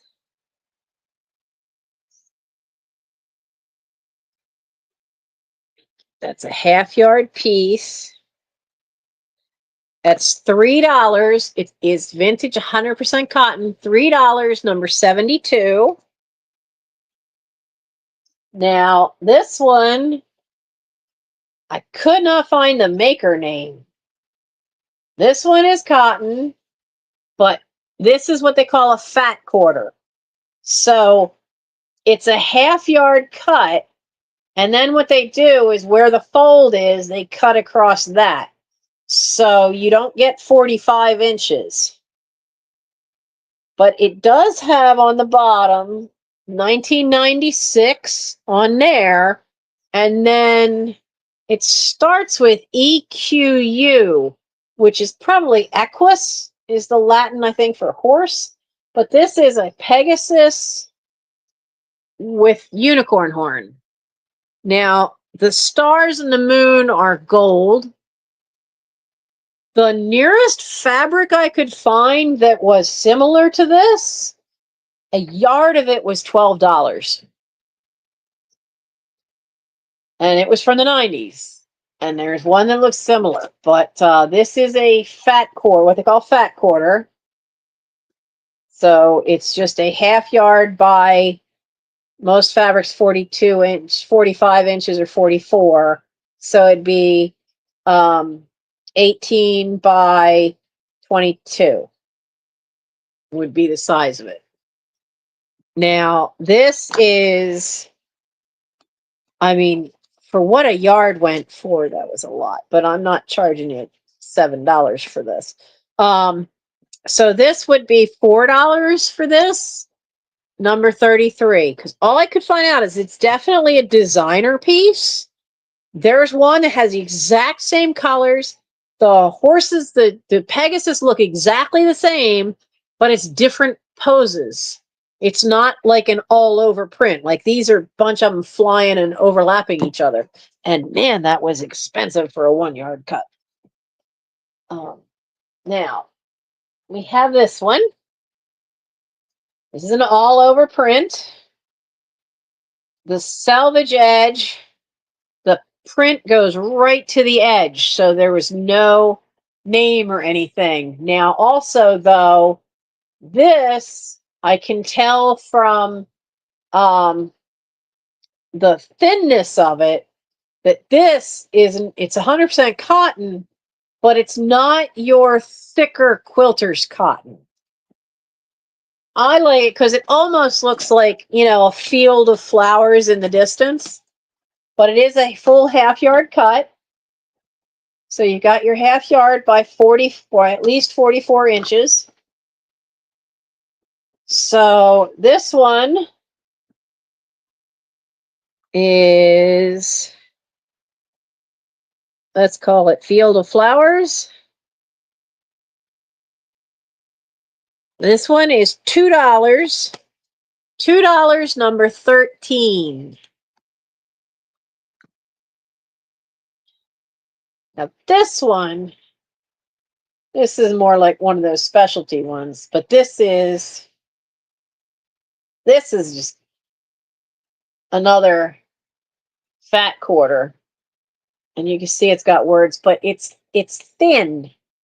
It's not like the Pegasus one. It's not that thicker cotton. Val wants 13. Thank you, Val. Put that there. This one says, sneaky mice and a lazy cat are all that's needed to keep them fat. And that's what the words say over and over and over again. And then it's little berries. It looks like little, I don't know, some kind of little round berry fruit. And that's a fat quarter cut, but that's not, like I said, that's thinner material. It's not, it is 100% cotton, but it's just not like the thickness and ink level of that other piece. So this is, so this one is going to be, whoops, write the right number down. Oh, I should have made that one 3 if I'm going to do a half quarter it, or do a fat. What are you doing? Don't fall on me. You're making the bag slide around. Bag throw you off, baby? Oh. Well, that's what you get for trying to sleep on something that's plastic.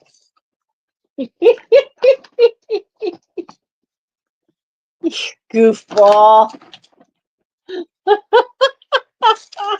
It just dumped her out. Oh, you're going to try again, are you? You going to try again to sleep there? It's not going to work. Don't do it. It's going to throw you again. Yeah, honey. Go. Why don't you go sleep with Daddy? Go find Daddy.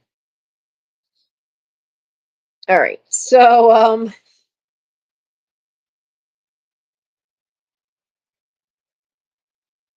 so the cat and mouse saying,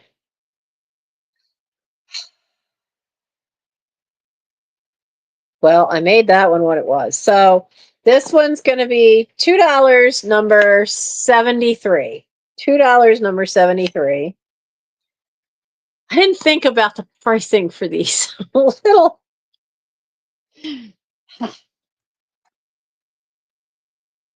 I was surprised though when I stopped at Joann Fabrics, because even for their thin cottons that they've got, it was like $8.99 a yard on sale.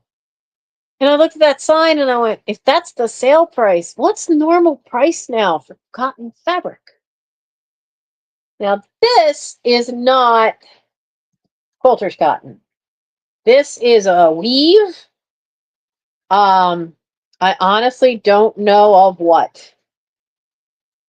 It doesn't quite have the right feel of wool, but this is big. What are you doing? No, get away from the printer.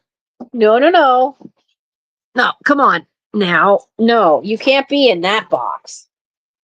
Go find Daddy. Go on. Go to bed upstairs. Go. Go find Daddy. Go. Go find Michael. No. You want to be with me, and you can't lay in that box. That's where the stuff is that's for the sale. All right, let's measure this one because I didn't get everything measured ahead of time. What do we got here? You are...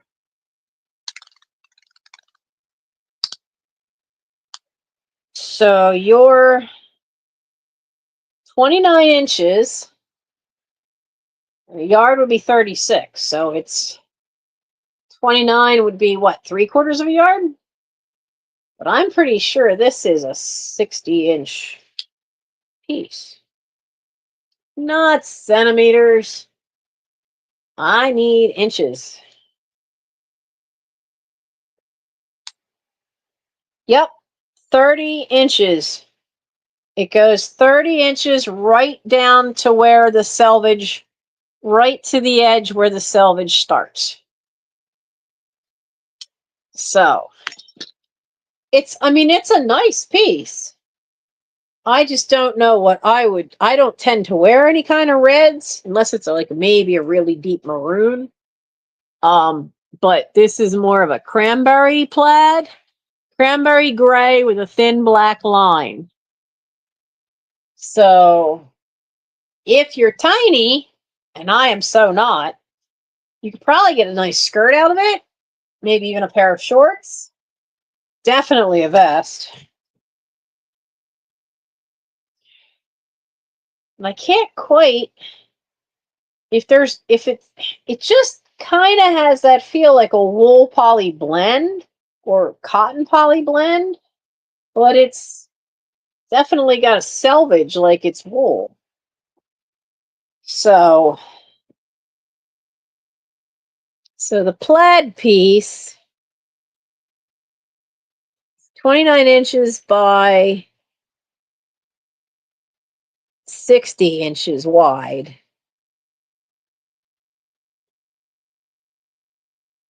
And so this will be, we'll make this really cheap. This will be $3, number 35. $3, number 35. There. You guys are getting such cheap prices because I don't really want to have to put all of it onto eBay. Well, let's do the fun one. Let's do the fun one. Why are you up there again? The concept that mom says no means nothing to you, does it, little girl?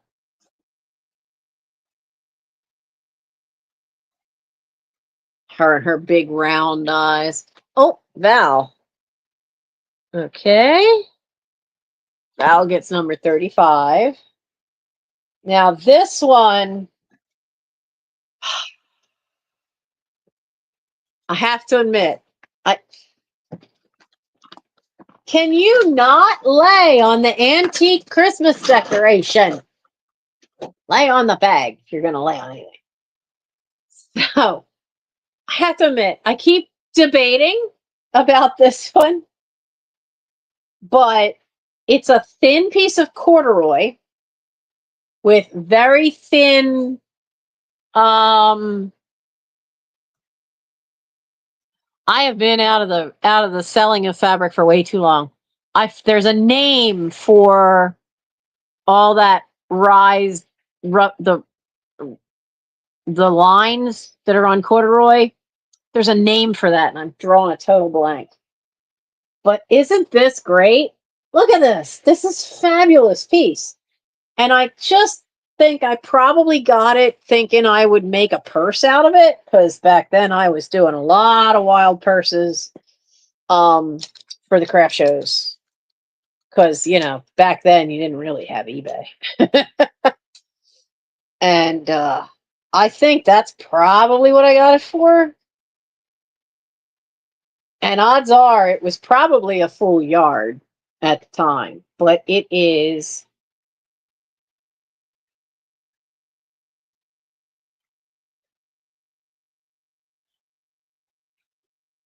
It's not folded flat. Why am I? Because I'm wondering, why am I getting 22.5? Let's put the plaid over here because she wants that. All right, I got to get this folded right so it'll let me measure it. Gotta try to line the selvage edge up. It looks like it's an end of bolt cut.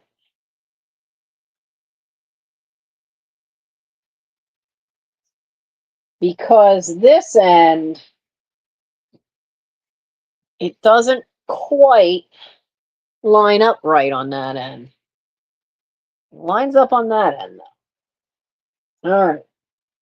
Maybe I just cut it slightly crooked because I'm pretty sure I used to have a yard of this. I thought I had made a purse or two. So it is 23 inches. Seems a little short this way. And for those of you who don't understand why I'm taking the time to do this, how many inches you have really matters. So it is 44 inches just. But the pattern, of course, only goes this way. And the lines, of course, the lines for the corduroy go up and down this way. So, I mean, I'm pretty sure I had used some of this. Just keep remembering one bag where mom had some velvet that was faded, that was purple. And because like there's the purple fades into the blue, I used some of that. There's actually, see some of the cats, it goes from a deeper purple and it fades up into pink. And I had matched, like I would make the strap and part of the back with this faded velvet, and then the front would be, and the other half of the flap would be this, and it'd be the same way with the strap. The strap would be half and half too. I don't have any purses left. I think we found one about 2 years ago and I sold it. So this is a fantastic piece. There's no name or anything on the selvage, but this is an absolutely fabulous piece of cat corduroy.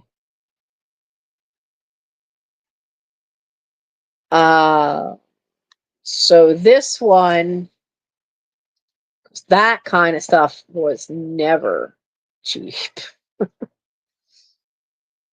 So this piece would be, and be fair, would be $4. Because I know even for that size, I'd put it on eBay for 10. Probably put it on for 8 as an auction and let them fight over it. But $4, number 78 for the cat corduroy. Somewhere I have cat tapestry fabric, but that's for a vest for me. Let's see, what else do we have? All right, this one. I just found this one tonight. This one is not in the video. Val, if you make something out of this cat one, you have to send me a picture. You've got to let me see what you make. Because that is such a cool piece. Now this mimics a quilt pattern. What is this, bow tie pattern? This is a fairly decent sized piece of fabric. Where's your other fold? Because there's still too many layers here. Oh, wow. That's not the direction I expected it to go. Hello. Holy crap. That's so not the direction I expected this to go along. Okay. Okay. This must be backing fabric from a quilt shop. Well, yeah, this has got to be backing fabric to be this size. This is not someone I bought. I'll tell you that right now. This is not one of mine. So there is over a yard. It's 40 inches across. So it's 40 inches wide, and this is the fold. Now, let's see what it is to the selvage edge, because this thing, come on, we're past 30. So, come on. Where's the rest of the tape measure? Good gravy boats. This is 88 inches wide. This is 88 inches wide. It's huge. I didn't think, I just assumed it'd be the typical, 44 inches wide by whatever. No, this is 88 inches wide. And then what did I say for across the top? It was over a yard. 38 or 39? This is big.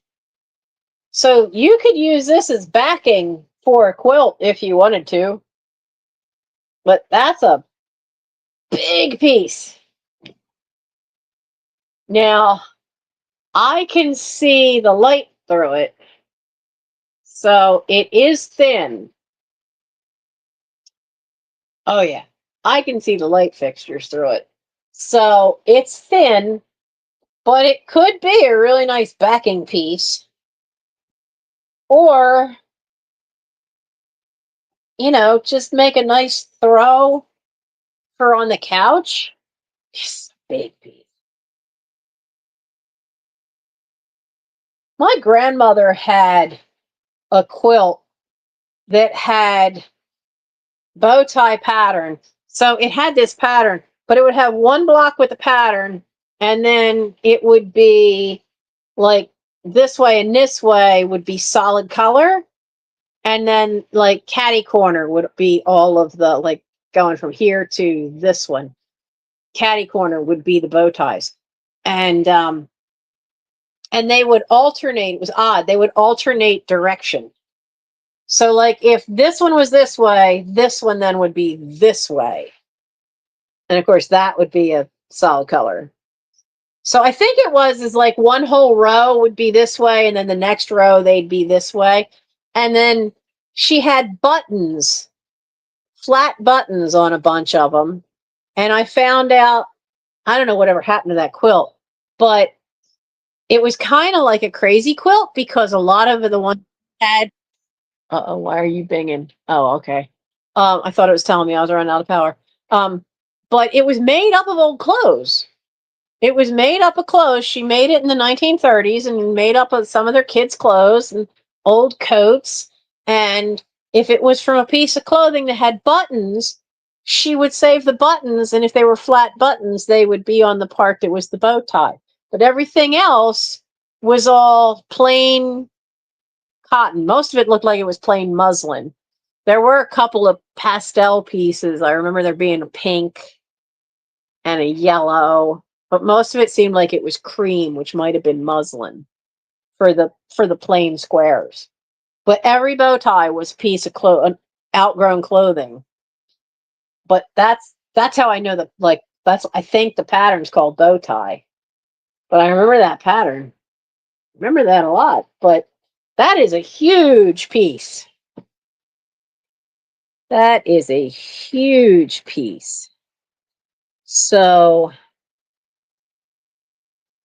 but it's a thin cotton. It's definitely got the feel of cotton. It's also got the feel of a lot of sizing on it. So honestly, I would say if you're going to make anything with this, I would wash it and dry it in hot. And I know it's a nuisance to cut stuff once the sizing is off of it, but wash it and dry it in hot water and let it shrink and then iron it. So it gets nice and flat again, because I'm afraid being this lightweight stuff that I can see, I'm afraid that this might shrink a little bit. Now I know there's some quilters, they wash all their cotton no matter what type it is, whether it's higher quality or lower quality, just so it pre-shrinks it. But this is a big piece, but it's thin. So we're going to make this $5 deal of the night, definitely, for this much fabric. So it's going to be $5 for this big piece. Now you could probably make a twin bed quilt or a single bed quilt and back the entire thing with this piece. And it'll be number 84. $5 number 84. That's a big one. Definitely a big one. All right, now this is another all over print. It goes in one direction. It is half yard cut, and it's all these little bird houses, and it's made to look almost like a block printing. I know I have a pattern for like birdhouse quilts and wall hangings, but this I know is also one of the thinner fabrics. So it's probably along the calico wall at Joann Fabrics. So this is a half yard cut, 44 inches wide, green birdhouses. What did I make the other half yard cuts that were this?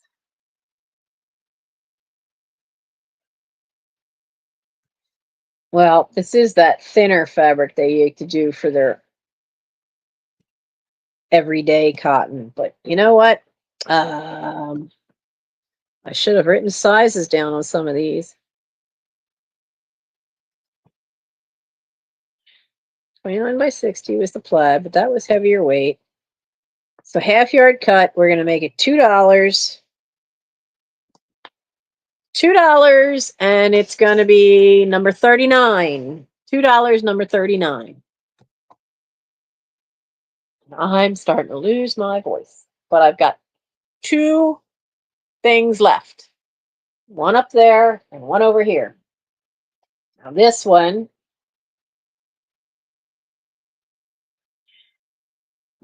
a bit thicker. But this one, yep, this one's a 1 yard piece. Again, the pattern goes this way. It's 44 inches wide. A 1 yard piece. And each little block is a quilt pattern. But it's a nice all over. It's that kind of like that colonial blue color. But it is a good size there because you got 1 yard, colonial blue, and it's all these little quilt patterns. So that would be $4 for the piece. And it would be number 79. $4, number 79. And the last one I have, Mom must have made the other probably for my brother-in-law, but it's only the fat quarter piece from a panel, and it's got these cool looking ducks in it. Now this is the piece that in the other the other video of me unpacking the boxes had this little mark that I took a toothbrush to it and I got some more of it out, but I'm now going to have to try to take like a damp towel and see, because that's where a rubber band had gotten stuck to it. I see you, Val. Thank you. But isn't that beautiful? Now, here's the cool part is the border thing. They always put a border on these pillow panels. They never give you enough to make this as the ruffle, but you could make these into little Christmas ornaments. You could either put a little backing on them and stuff them, or you could just glue them straight on to a piece of something, like a thicker piece of cardboard, paint the cardboard gold on the back, and then take a little bit of trim and just glue it around the edge. So you could make 4 little duck Christmas ornaments to go with this. But that is a cool, very, very cool. I don't know what kind of ducks those are, but they be ducks. And that is really cool looking. So the duck panel piece is, you know what? I wanted to find a good home. The duck panel is going to be just $2, number 31. $2, number 31 for the duck panel. And let's see, you wanted 84 and 79. All right. So that's the colonial blue and that big old bow tie thing. Awesome. Mom had to pick that one out. That's not, maybe she didn't. So when some of Mom's friends passed away, the families never knew what to do with their sewing stuff, so they would call Mom. So plus but that's not the old stuff. that came from my grandmother's house or my great-grandmother's house. That stuff we haven't even touched yet. I can't even get to it yet. So that's a newer piece. I know somewhere around here there's handmade bits of lace from my great-grandmother and her oldest daughters. So, yeah. We haven't even gotten to that yet.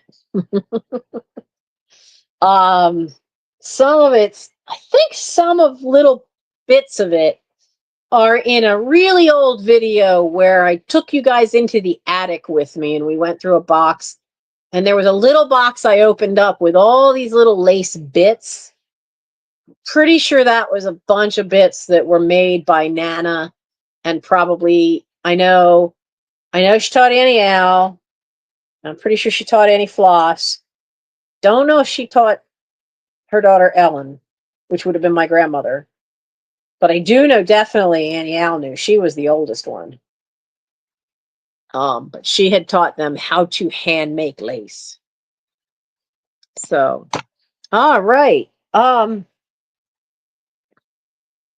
not going to do a recap because I'm about to lose. My voice is starting to crack. Normally I do a recap, but I don't think the voice is going to last much longer because it's really cracking.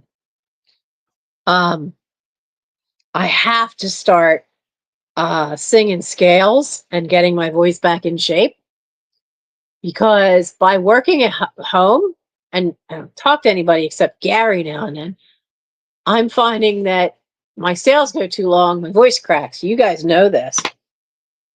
But I come home from scouts sometimes and my throat hurts from having to talk so much for 2 hours straight. So Mike pointed out to me, he's like, you don't sing anymore either. So my pen just like self-destructed. I don't know where the parts went. They're down there somewhere. Oh well. I went to click it to make it come back in, and the whole thing just fell right out.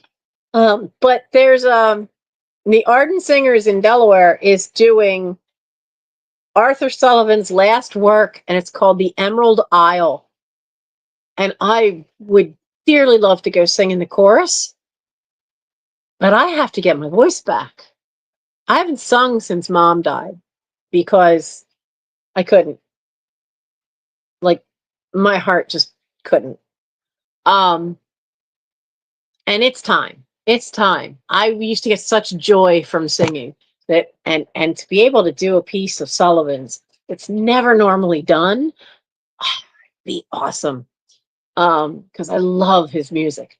So it also would help with sales because we wouldn't get to this point where I start losing it.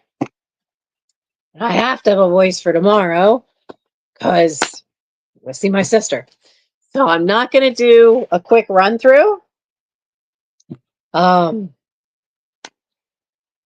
want to try something new. I won't have a chance until maybe tomorrow night, is to pin a comment that'll have, or put in the description, probably pin a comment of everything from a sale that I still have that hadn't sold. And I'll probably do it for this one and then maybe go for whatever the last 2 sales were, if it's stuff that I know I still have. Because I know the stuff from the last sale that didn't sell is still in a box lid sitting in the playroom. So I know all that stuff's around. But that way then too, people can look at that and then just be able to, see if there's something they still wanted to catch. So thank you all very much for being here. Val, thank you so much for buying. Thank you all of you for buying, you and Lynn and Warren earlier. You have contributed to heating oil and helped me get some of this out of the house. I will not be packing things until Saturday. Mike will be out of the house all day Saturday. Gary will be out of the house for all of the morning on Saturday. tomorrow I will be at my sister's from 10:30 to dinner. And then I will probably take a nap when I get back. But I will have to deal with whatever I bring home. And where is it going to go? So so you won't be seeing emails from me about packing your things. Marilyn didn't stop in, and I was hoping to talk to her. Somebody, and while a few of you are still here, somebody wanted the TARDIS dress that I had rescued from a Goodwill. I just couldn't bear that Doctor Who dress to be in Goodwill. And it was so, because of the day I went, it was half price, so it was easy to get. And when the ceiling came down in the playroom, I was afraid it had gotten ruined because it had bits of plaster all over it. It cleaned up beautifully, and I know one of my viewers wanted it, and I just don't know who. I don't know if it was Nora or Marilyn, or I just can't remember who. So drop me an email if it was you, because I have the dress and I needed to get you the size so that you knew, because you wanted it you were thinking of it for your granddaughter. So if you see this and you are who it is, shoot me an email, please. And for anybody who saw anything else that you wanted from the sale that did not sell tonight, you can always shoot me an email, which is right there. That's the email for the sales and for getting a hold of me. And I hope you enjoyed this. But I do need to go because I'm out of cough drops and it's beginning to hurt. But I do have honey, so I'll make a hot toddy with honey. So have a good weekend, guys. I hope everybody has a great weekend. I hope everybody has decent weather, because some areas are just getting bizarre. Right before the sale started, New Mexico got snow. Did I read that right? What's up with that? That's not an area I think of for snow. So so have fun, and if you're new and stuck with us to the end, please like and subscribe. And if you are a crafter, by all means, definitely subscribe, because there's all kinds of craft stuff in this house. We'll get to it as we get to it. So I will see you guys possibly tomorrow if I can go live. If not, I will film something so that I can post it on Sunday. Okay? So see you all then. Bye. Oh, wait, I don't turn it off from the click. Trying to turn it off from the keyboard. I'm getting punchy. Bye, everybody.